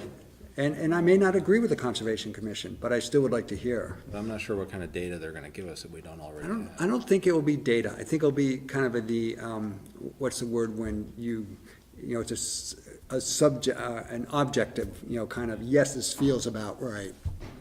I don't think they'll ever be able to come up with any sort of subjective reasoning behind it, other than, this is a valuable park, and it adds significant value to Williston to have it owned and managed by Winooski Valley Park District. it's enough, that type of thing. My sense is they'll tell us, yes, it feels like enough, or no, it doesn't. I guess, maybe I'm missing something, but how do we know if it's enough until we see a plan for what we would do with the parcel? I'm just trying to understand, just having the parcel doesn't really provide any value. I guess it would be, what would the plan be for the Winooski Valley Park District to enhance it such that people would feel it's Exactly. usable as a park? And, Like that's in part of other our, areas. if we got to the point where you guys say, yes, you authorize staff to go and, the next logical step would be to authorize staff to look at the feasibility to make sure it could all happen, because things come up with any kind of land transfer. And I'd also like to answer that from the perspective is, I think we have some very highly successful properties that the town owns and manages, and successful from the standpoint of conservation and use, recreation, Five Tree Hill, Mud Pond, both the country park and the natural area. Yes. I'm not probably saying that right. Conservation area, yep. So, I think we have a sense of what you have to put into that to get that recognition and use by the community. I think a great analogy would be what we're doing with Walcott Family Natural Area right now in Colchester, which is a 69-acre parcel that we're building from scratch, a new park with a parking lot and with a 1.5-mile trail with lots of punching and bridges because of the landscape. So it would be that type of development. It would take, it takes a couple of years to do these things, a grant cycle and a lot of work. But we could give you plenty of examples. And if we got to the point where, you guys authorized staff to go to the next level, then we would be a lot more aggressive. We do a natural resource inventory and we come up with some basic planning for a trail system and talk with adjacent landowners about the potential for new access. I don't feel like I'm at the, I'm certainly not at the point to make that an appropriate next step, but that would be the next step. And that's what we're doing with a couple other properties right now that we're looking into being owners of. One of my worries about this property is the access question, because nothing is established yet. I assume many of the projects the town has taken in the past, it's had road frontage, so the access issue, I don't want to say goes away, but is a lot less significant. In this case, it's a very significant question mark. The access paths, except for one, are pretty long. They're Long doesn't worry me. I like to walk. I assume others do. But I think it's more, is it going to be are we going to be able to create an attractive? That's the point, right, yeah. Long wouldn't bother me from a walking perspective, but is it going to be attractive for use if you have? Right, this it's hard for long me to slog measure. underneath a power line or something. Exactly, Yeah. right. So it's hard for me to judge what those distances are looking at the map. Yeah, me too. Yeah, me too. As I understand it, the town, well, it's obvious that the town manages many of its own parks and recreational areas, especially we manage all of them. So we're capable of doing it. The question for me then becomes the interplay between how much money we are paying the park district and what we would get back with the park district managing this one new parcel that we still don't know about the access to. Well, we have some understanding, but not a lot. I think it sounds like people are trying to say, well, I want to know if we're going to stay in the park district or not based on what they're going to do on this project. I'm not opposed to the concept, but It's part of the value. If that is the only value that Williston feels is getting out of us, then that still hasn't gotten us to the finish line you know what I mean? It's like the value, part of the value getting out, being a member of the park district is we are a regional organization, so that the efficiency of what we're able to do with 3 full-time staff and over 1,700 acres is brought forth by the fact that we've regionalized these conservation lands. So that's part of the value that Williston's buying into. if I get to the point where we're having that conversation, then that feels like, that's the end point. The other part of the value is what lands within the town that you have easy access to, that we manage, so you can actually experience what the value we bring. And so that, to me, seems very important in Williston. And it doesn't make the issue of whether the equalized grand list is a good way to value or to place value, but it certainly changes the dynamic of our relationship with the town, and that's why I felt it was so important. And the only thing I would, in terms of grand list, to me personally, I was telling Rick this, to me, the property tax is a lousy way to charge people. It just doesn't represent people's affordability. I mean, I get so going all the way, when you break it all the way down, but I guess the rationale, as I look at the old documents when we set up the formula, it's a way that we can do a comparative value of a community's ability to afford.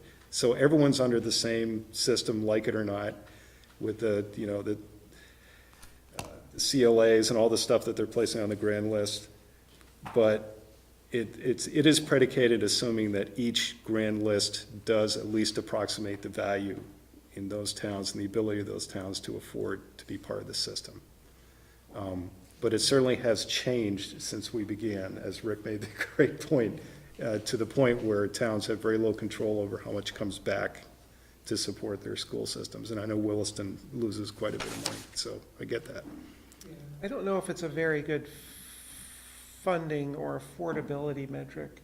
I think we heard earlier, and I've only been on the board for, 6, 7 months now, but I've heard quite a bit and learned quite a bit, and it seems like, the dynamics and the stats for Williston would say that Williston residents pay more for housing as a proportion of their income than most anywhere else, I think, in the state. If I recall, and maybe Chittenden County was the primary, but people pay a lot to live in Williston just because evidently they like Williston. It's a growing town, it's maybe a newer town, newer neighborhoods. So that doesn't always equate when you're paying more of your income for the property you live at. It doesn't necessarily say because you have that big house, you can afford more things, right? In fact, it might say just the opposite. So I'm not sure the funding model is perfect from that perspective.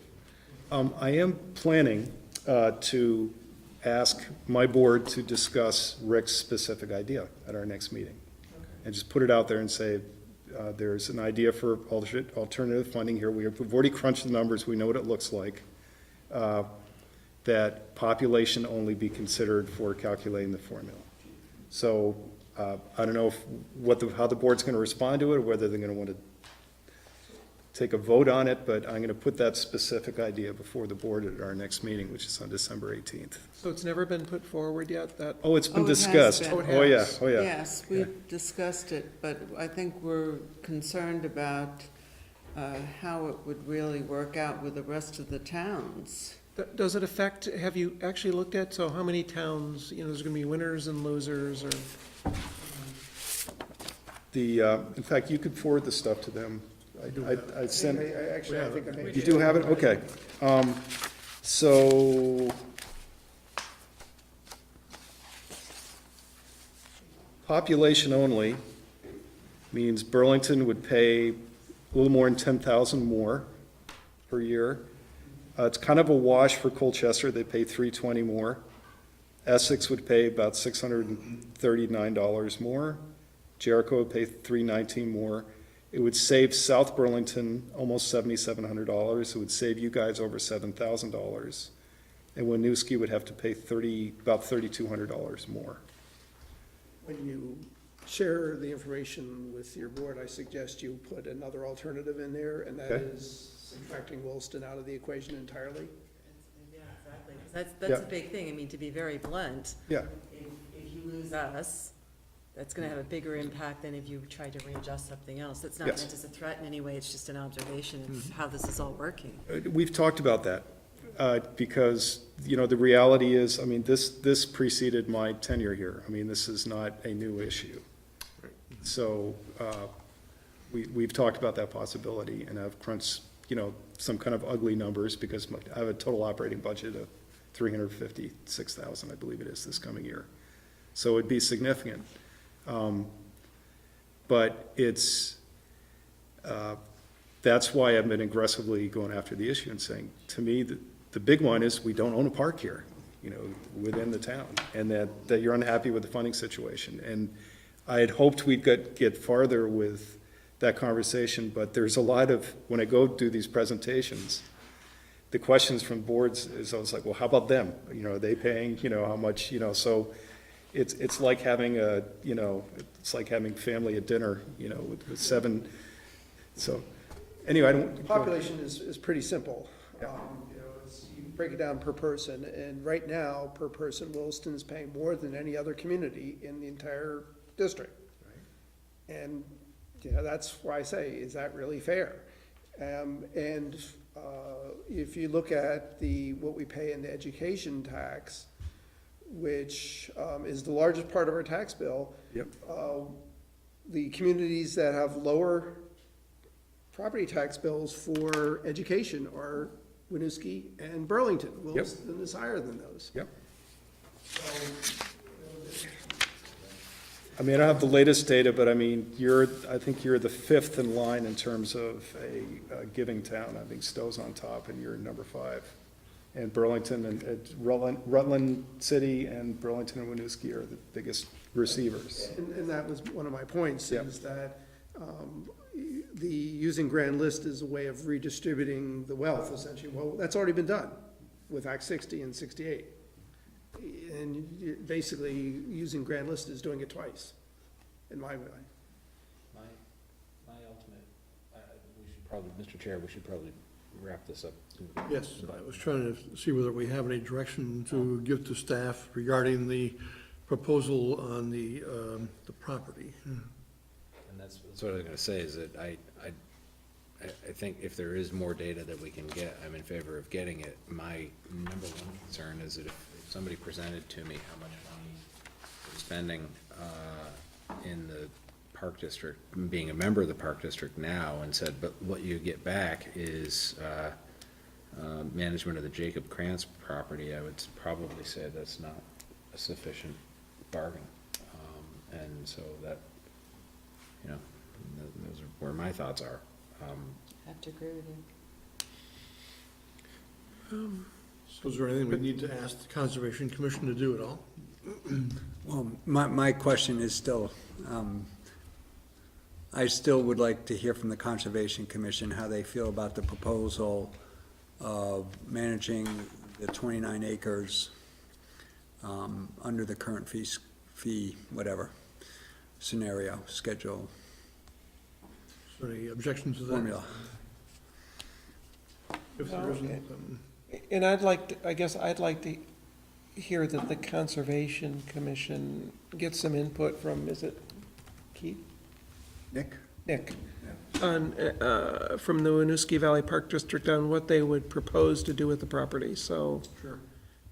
Just kind of getting an idea, if they did take it over and they do improve it, is that value? I mean, just owning the land as it is today, I would agree with Ted, that's not really worth it, but if it requires a significant amount of work and funding to make it accessible, and the Boardwalks are gonna be Conservation Commission installed, feels like, and yeah, there's there is a whole- path to do this, it would be a great value, it'd be a load on the town, then, that might make sense, because it seems like you're trying to find a way to provide value to the town, which I applaud. Back of the envelope, Yeah. it's a $50,000 2 or 3 year project to put a trail system and a gravel parking lot.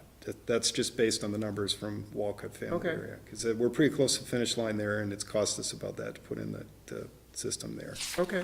And that would be mostly from, trails funding, land and water conservation fund, and our own capital. See, that's information I wouldn't Yeah. have known off the top of my head, Yeah. so $50,000 for an improvement. Yeah, that's What's the ballpark. maintenance- What's a typical maintenance of one of your properties run like, for this kind of a property? I could get you those numbers, because we've been collecting that in a lot more detail this year. That's important, because, as a representative of the taxpayers, we are kind of, it's incumbent on us to understand what value we get for what we spend, so. I mean, the regional network is great, but again, when you ask the taxpayers to pay for something, they probably want to know that there's something at home as well. And I'll also commit that at our next board meeting, we'll discuss that proposal specifically and also discuss how it would look without Williston as a member, which is not something we'd like to see happen, but it's a reality that we've dealt with since you tasked me last year to have these. And it's been it's been something we've taken very seriously.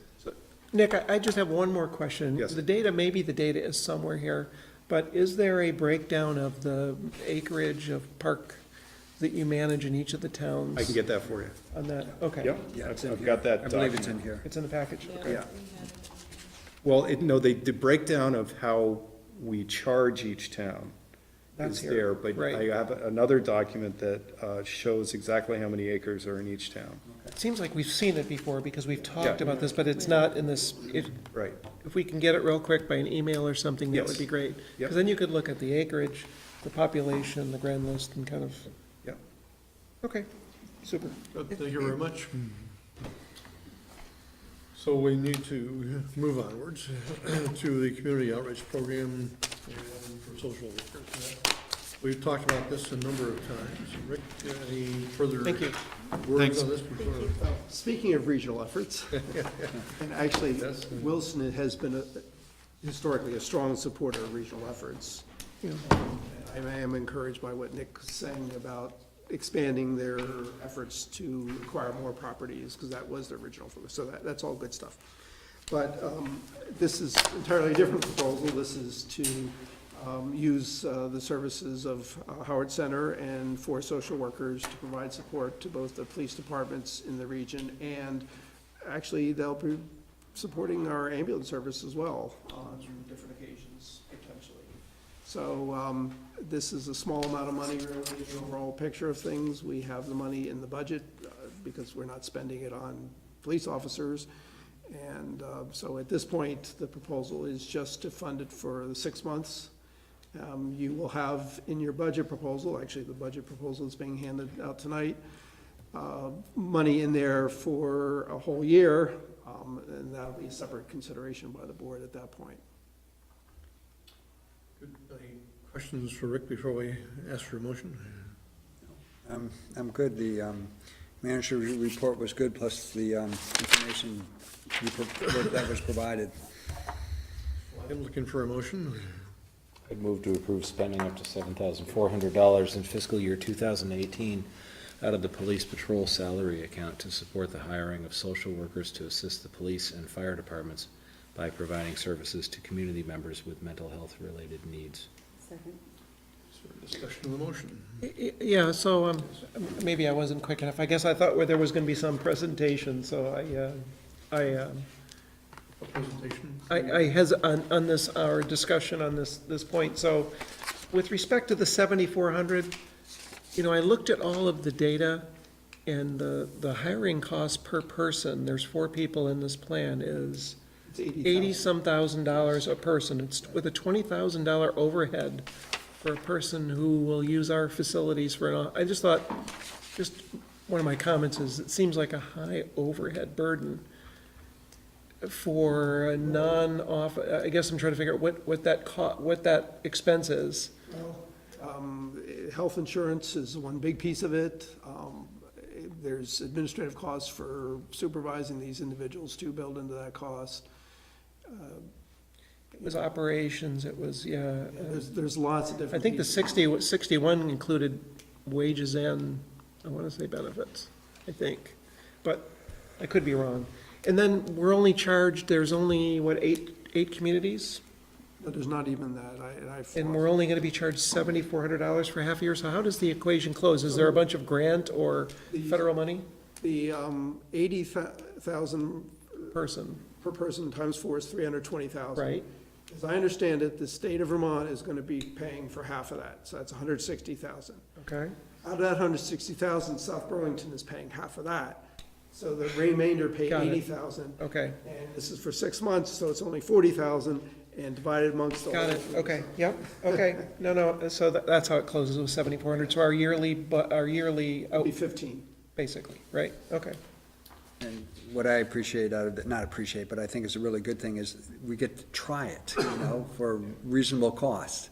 And if it doesn't fit, then there'll be one answer, and if we think it fits really well, then that will hopefully be the answer, and Or if we lead us in think a the different direction. funding model should change based on usage, or, And there's a Then chance. we're gonna get the into that, university yeah.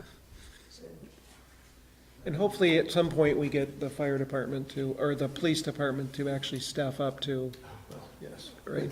Hopefully we'll hear at some point on that, so. I guess we're in the middle of a motion now, or, Any further discussion on the motion? I'm good. All those in favor of the motion say aye. Aye. Any opposed? So now on to the topic of the night, and that's the start of the budget review. I'm gonna turn back this on, but I don't know how, you probably can't really see it. I did, for those who get paper copies, I did print out a little summary of the slides. I have not yet posted those online, however, I got this done very late this afternoon. And so I just didn't get a chance to post it. So if you can't see here, which you probably can't, maybe look over someone's shoulder and I'll open this up and then what are you showing, Rick? I mean, what is it's a PowerPoint no, I mean, what are you going to show us? on the budget. It's a summary. Okay. It's the initial shot across the bow. Overture. Looking at the next 7 weeks. It's High-level maybe summary, a way to yeah. look at it, it's just an overview. Overture. Oh, sure. We should set it to music.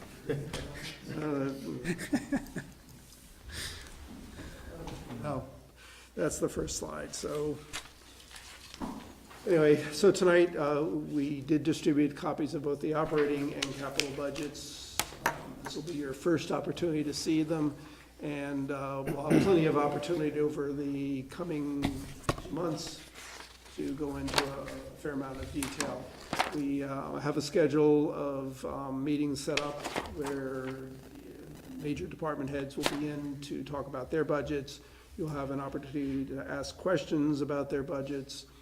And anytime there's an issue that you want to come back to, including possibly adding something to the budget or deleting something for the budget, please make it clear to me. I will be keeping track of all these things, and at the end, we'll have a list of possible additions and reductions from the proposed budget. Also, as we move forward, there'll be possible changes as we get more information. For example, we don't yet know what the county tax will be. We just learned tonight that the Lake Iroquois Association may be asking for either $5,000 or $15,000.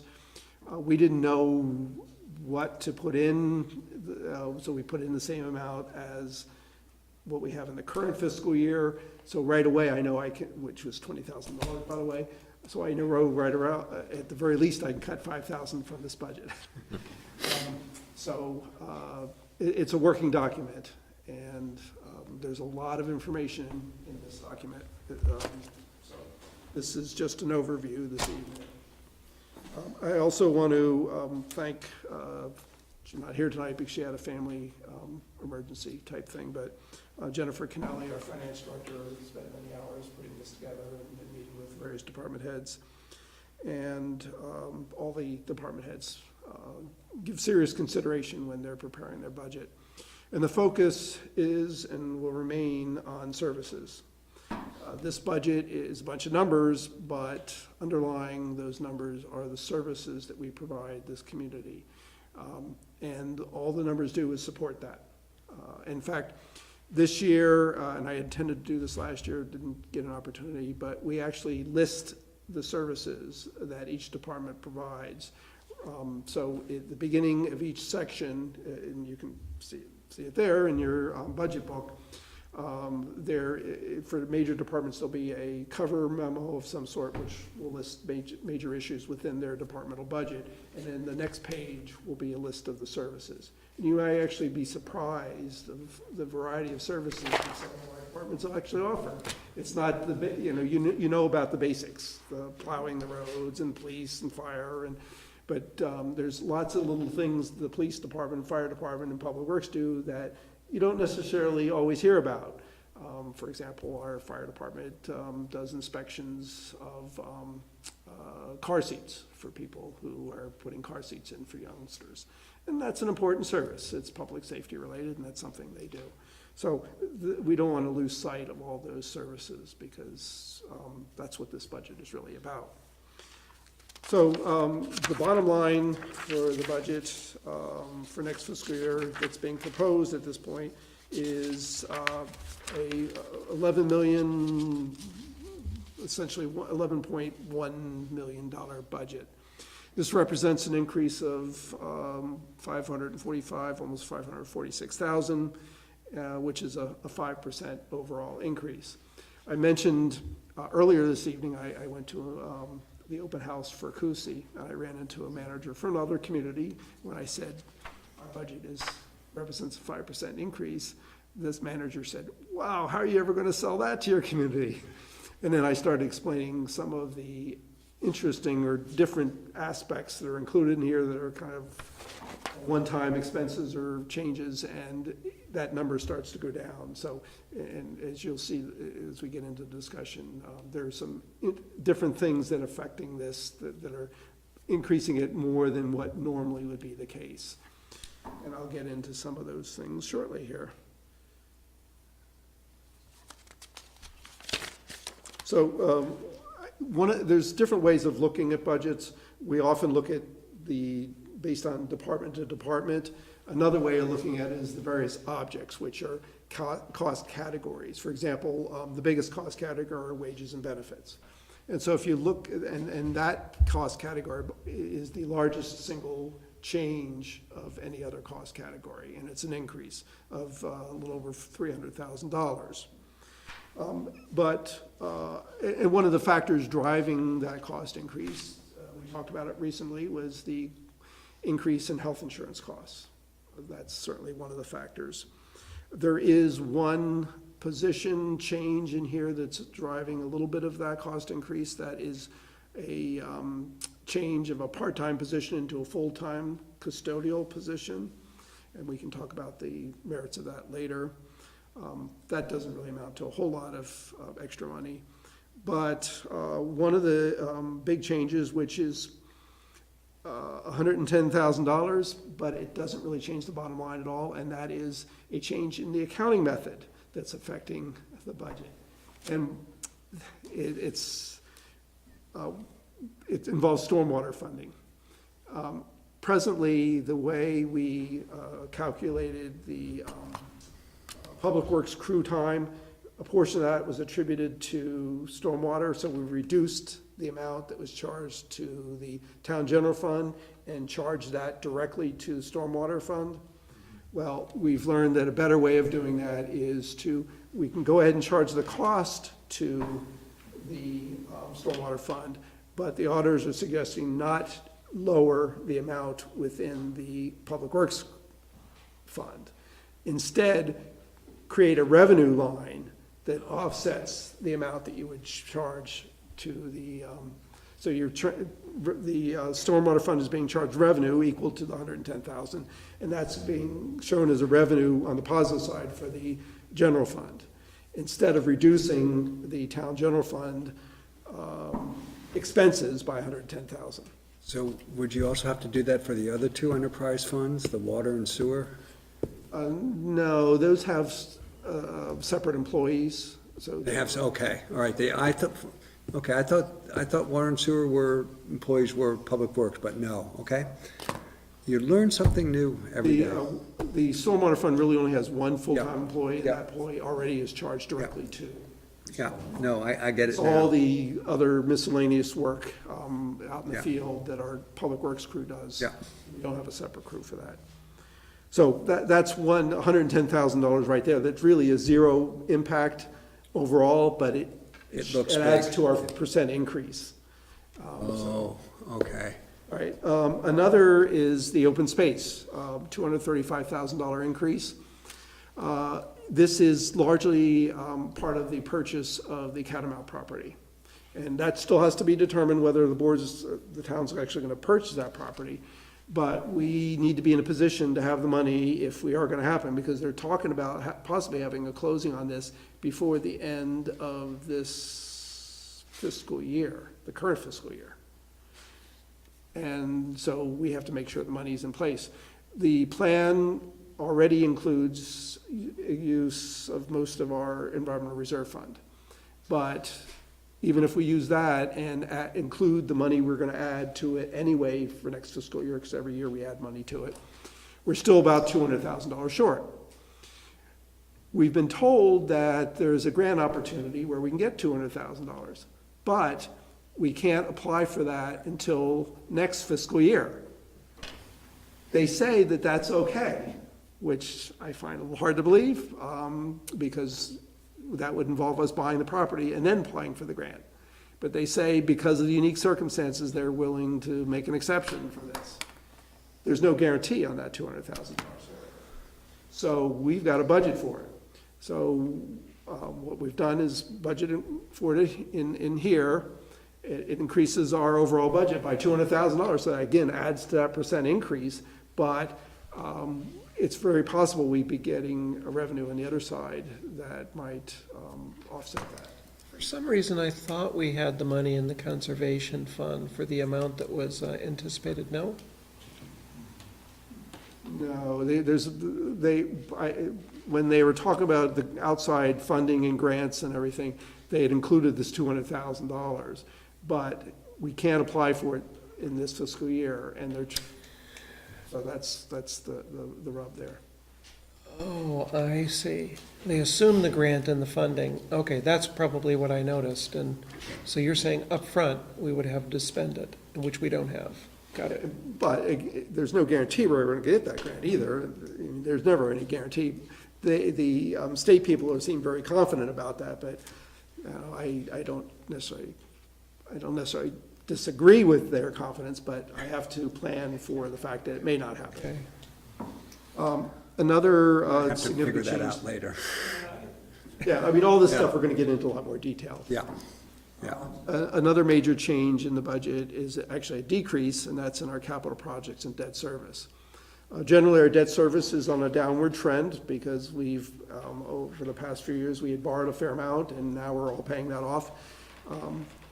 For example, the two fairly new buildings, the police and fire departments buildings, we're half paid on those already.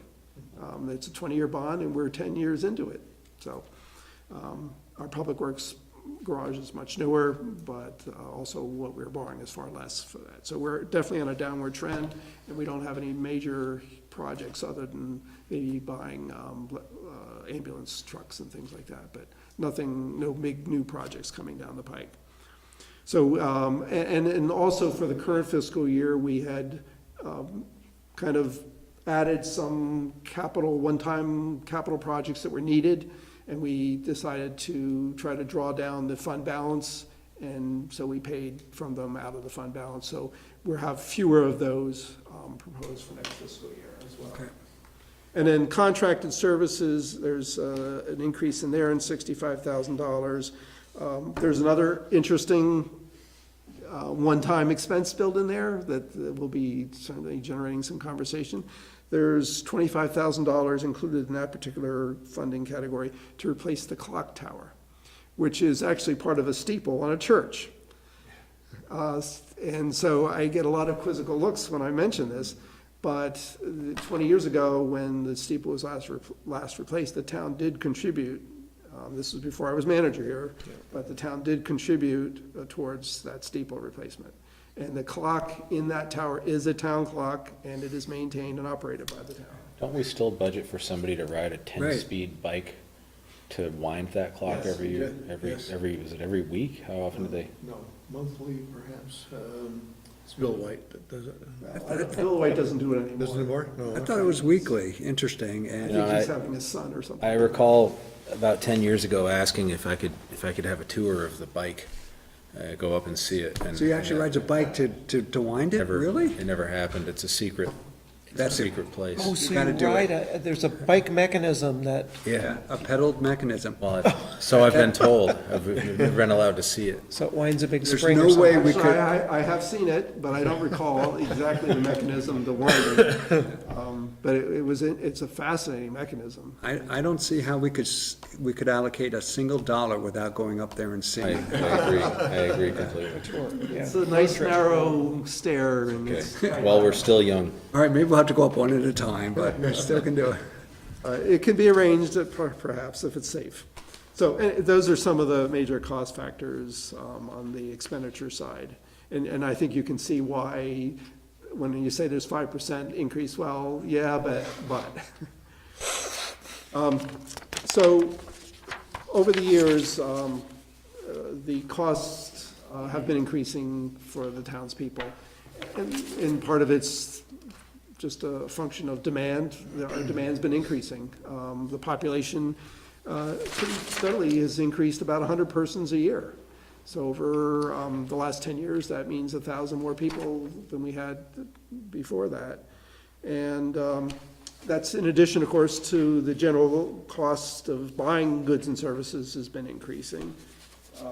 So it's, when you look in the budget and the budget increases, it's a combination of things that are really driving that. And getting back to the service, with more people, you got more people demanding service and more roads and all kinds of things. So it's, that's all part of it. I wanted to include a graphic of how we spend our money on a pie chart here. This shows, actually, one of the interesting parts of this is if you look at police, fire, and highway, those three departments, that represents about 54% of the total overall pie. Is that the three slices on the right? Right, exactly. And that's, those are all public safety related. And actually, the 54% is on the low side because a portion of the capital projects and equipment certainly are public safety related, and the good part of the debt service is public safety related. So when you're looking at our budget, a huge part of that is all public safety related stuff. All the other stuff, you know, is open space and library and recreation parks. It represents a comparatively small percentage of the overall expenditure pie. So let's talk a minute about revenues. That's the other side of the budget. So there's several major issues built into the revenue questions as well, and the counting change I talked about shows up on both sides. So we're going to see an increase in revenues to the town general fund of $110,000. The fund balance use is a huge issue. We've the select board has a policy on how much fund balance we should keep, because there is value in keeping a fund balance, and it's generally 10 to 20% of our overall expenditure. We are way above that at the moment, although the plan put in place for the current fiscal year will draw that down, because we're buying and have bought already a number of capital items that were needed anyway, but these are one-time expenses. And there's opportunities for next fiscal year to further draw that down. Perhaps the $200,000, I don't know, I have to look at, I don't recall whether that was taken out of the general fund or not. But there's a major project that is not included in these numbers that the staff is recommending. Perhaps we need to get a little more information, but we may be recommending a town vote, and that would be a call the select board would have to make, but that's for the purchase of the solar panels behind the town hall. We have had an opportunity, or we will have an opportunity coming up, because the people who own those panels gave us opportunity after 6 years, we have the option to purchase. we have to request of them to give us a fair market value. They are in the process of calculating that now. We'll have that in a week or two. And then we'll have to do an evaluation of the economics of the whole thing, once we get that number. But that won't take very long, and I'm certain we'd get all this information to you before the end of January for sure. So if the board, if the numbers look good, and certainly there's money to be had from those, because we'll get all the revenue from the energy that they generate. Right now, we don't. And if everything looks good, then we can put it, either the select board can include it directly in the budget, which will add probably over $300,000 to the budget, or you can put it to a town vote, and then you can figure out whether you want to borrow for that or possibly use fund balance towards that. So when you start to see the numbers, you can better understand how this all works. Let's see, what else do I want to talk about on this? All right, I think that's it for the major revenue issues. This is a chart showing the fund balance numbers, and you have to have really good eyes to see. And I actually, all these numbers are in my transmittal letter that's included in the budget too. So that's another thing you can look at. But anyway, we started off with as of June 2017, of a $3.2 million fund balance. The top of the range, the target range is 2.3 million. So obviously we're way above that. However, as I said, we had planned to draw that down, and we're showing over $800,000. So that would bring us down to 2.4 million. And there are some projects that we're recommending in this budget. In this chart, it says 914,000 projected use for fiscal year 2019. I'm not sure that number's accurate. I had a different number. When I was looking at it late this afternoon, it was a couple $100,000 short, and so I have to reconcile that. But anyway, it's somewhere in that range, and that's a combination of things. I thought it might be interesting to show you the history of the fund balance. At one point in FY 2008, it was at higher, and then it went down for several years, and then it's gone steadily back up. Well, those down years directly related to when we had the big recession, and that money was served as a buffer, and some of that was used to help ease the burden of taxpayers in town.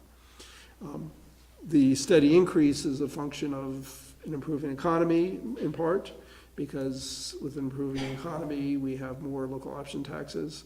When we have a economy that's going downhill, we have far less than what we may be budgeting for, because it's a very volatile tax.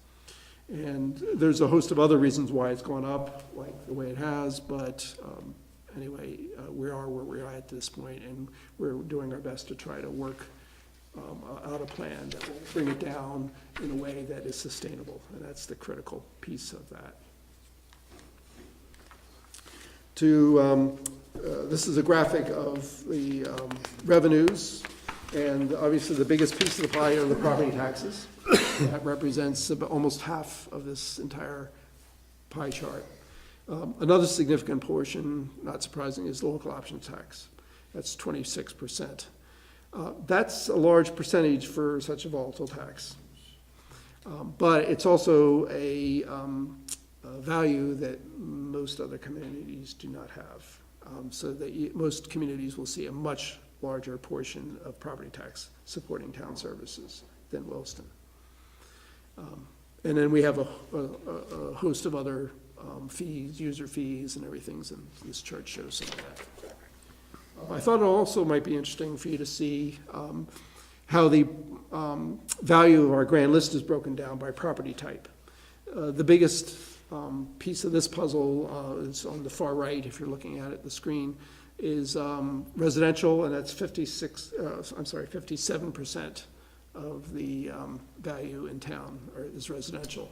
The second largest piece is 27%, and that's commercial properties. And it goes down from there, 7% industrial, and only a 1% agriculture farm. Obviously, years ago, those numbers used to be different. I will say, and I know this question has been raised before, this is a very healthy breakdown or division of property types. Most communities will be much more heavily weighted on residential. And it's nice to have a balance of residential and commercial and industrial. And so that, again, I think Williston is in a fortunate position to have that kind of distribution in property values. So everyone wants to know, well, what's all this mean in terms of your taxes? And last year, I think it was about this point, and I don't recall exactly what the tax rate was, but it was, I think it ended up being like a half cent. It was what we were projecting. We ended up with no increase. So 2 years in a row, we had the same tax rate.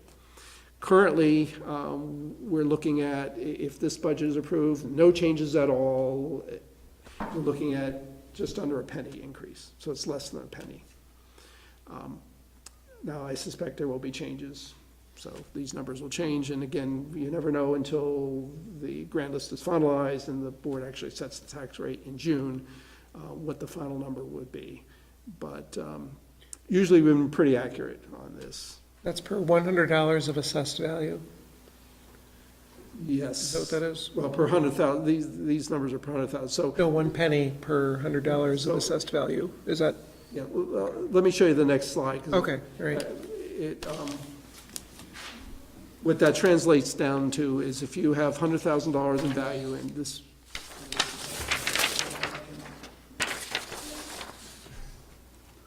Made it a little bit bigger. If you have $100,000 in value, you're paying $265 in municipal taxes. The proposed, if the tax rate is as we're showing here, that would mean a $10 increase in your property taxes per $100,000 in value. So if it's $400,000 property, your taxes would go up $40 for the year in municipal taxes. And so that's, does that help? I think it is. I think it's a penny per 100. So that's the tax impact. I just did a quick calculation, it's projected about 3.5% increase in what in the tax bill. Municipal tax, not school. Right, so to put it in perspective, this is a comparison of the municipal tax rates throughout Chittenden County, and Williston is the next to the bottom on this rate for municipal taxes. And there's a lot of reasons why that is, but anyway, it's good to take that. Yep. What's the top one? Burlington? Winooski. Oh, Winooski. Burlington is next. Below Williston is Charlotte. And they have a fairly small population, right? No, I'm sorry, Winooski. Oh, yes, they're smaller than Williston. Right. I was surprised when I actually just noticed it on the chart that It's under 10,000, yeah. I know, because they qualify for USDA 60 cent out. funding and financing. So that's the overview, and instead of the end, this is actually the beginning of an extended process of review. And there's going to be lots of issues. I didn't even mention one huge issue that we'll be facing. One thing I did not include in this budget proposal is the fire chief's recommendation that we hire 3 new firefighters. He's going to have, make a pitch for that. There's some rationale that makes some sense. I just didn't feel like we could afford it at this point. He's going to argue that the actual cost is less because it'll reduce overtime and it'll reduce the amount of part-timers that we need to use, and he's right. There's also some issues or problems we have with the way overtime is being, well, I think we have some issues with the fire contract. And fortunately, we're going to be involved in negotiations very soon with the fire contract, and maybe we can resolve some of those issues. But I just didn't feel comfortable adding something to the budget and having this overtime problem in the fire department hanging there. And so my hope is that perhaps we can get some savings through contract negotiations, and perhaps combine with that with some other savings the fiscal year 2020 we might be in a better position to afford the firefighters that the chief's asking for. But anyway, that's a hint of what you have to look forward to. Next week. And that's it for the overview. Great. So next week we'll start, and we'll hear from the chief, I think, next week. So read the strategic plan that he has. We're in budget season. We meet more often.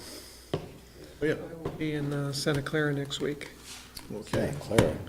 We'll be I'm in, going to have a conflict. not Cuba, but, well, this is the time we'll hear from the individual departments. We'll have a chance again to review what we see and what we hear, so. A public hearing will also be scheduled on these budgets for January 2nd, so mark that on your calendar. That's the first meeting of the new year for the budget. It's a Tuesday. every week? We do? So we'll be No meeting, kidding. Too, yeah. we'll be meeting weekly, and except for the week between Christmas and New Year's, and Realize that. so let's move on to the manager's report. All right, so first, in my, I really don't have much to talk about in my report this evening, but I did want to take a moment to introduce to the board the new assistant to the town manager, who has been sitting quietly and patiently through the meeting this evening, Eric Wells. He started full-time on Monday, although he did come in for a little bit on Friday as well. And so he's going through the process of learning about our operations here. He spent some time today riding with one of our police officers. And I meant to ask, we had a problem today at the Taft Corners intersection with the traffic light. I guess it went green on all sides. Oh, wow. And so we sent officers down Not to help laughing like control it's funny, the it's just, traffic. wow. I can't believe it can do Were there that. any accidents as a result of that? Any crashes? Nothing that they shared, so I don't think there was any issues. Wow. Surprised the control system allows that, just Yeah, I physically allows it. I don't understand that, yeah. Anyway, we're happy to have Eric aboard, and he'll be doing a host of different projects for various departments. He's an assistant really to all the departments, not just to the manager's office. There will be a meeting coming up on December 19th that I will not be able to attend myself. This will be the first select board meeting that I've missed in close to 20 years. Yeah. I will be heading out of town that night. I will be traveling during the day and on the 19th and returning the following week, but most of that session will involve budget, and Jennifer Kennelly will be here for that. And there's a public hearing that evening scheduled on North Williston Road, and Lisa from our public works office is there. So between that and with Eric's help, I think we'll have it well covered staff-wise. Next week's meeting is going to be held in Williston Woods, not here at the town hall, at the community center. This traditionally is something the board's done every year to partly give an opportunity for citizens from Williston Woods to attend the select board meeting. And we usually do get a few, not too many, but we get a few residents there, and it's a nice setting. It's really pretty setting. Yep. A holiday tree or Christmas tree that they set up, and so anyway, we'll be meeting there at the normal time. But just please remember that if you show up here, you may be attending the wrong meeting. I've done that. The the community center is right off the main road, Wilson Woods Road. You just keep going and going on Wilson Woods Road, and it's on your right-hand side after a stop sign. Just stop this stop sign, yep. So that's up off of North Williston Road, Yes, Wilson Woods Yeah, is, yeah. yes. It's a left turn off. private drive. And really, the only other item, I guess, just to mention, is my written report, is there was a project that the board had heard from the developer many, many times, from Mr. Atwood, and apparently that project is permanently going away. He's asked for a refund of all his monies that he had paid for various fees, and most of which we are refunding to him. Okay. There are some small fees that we won't be, but the major fees he will be getting back. Good. And that's all I had for this evening. Thank you, Rick. Other business, the catering permit, I think you said you had one? Yes, we do have a catering permit that's come in. This is for an event scheduled for Thursday, December 14th. And the caterer is Sodexo Vermont Incorporated. And it's an event that's held in Sutton Hollow. They hold it every year. We've never had any problems or complaints, and staff have no objections to this. So is there a motion to approve the catering permit? So moved. Second. Is there any discussion on the motion? Those in favor of the motion, say aye. Aye. Any opposed? And is there any other business that we need to talk about tonight? Hearing none. Back We're adjourned. Stuxnet. Stuxnet, computer worm. Ran 5 miles on my. All the lights turning green at the same time. Oh, really? Yeah. That was in I should have gone more into the budget. 2010.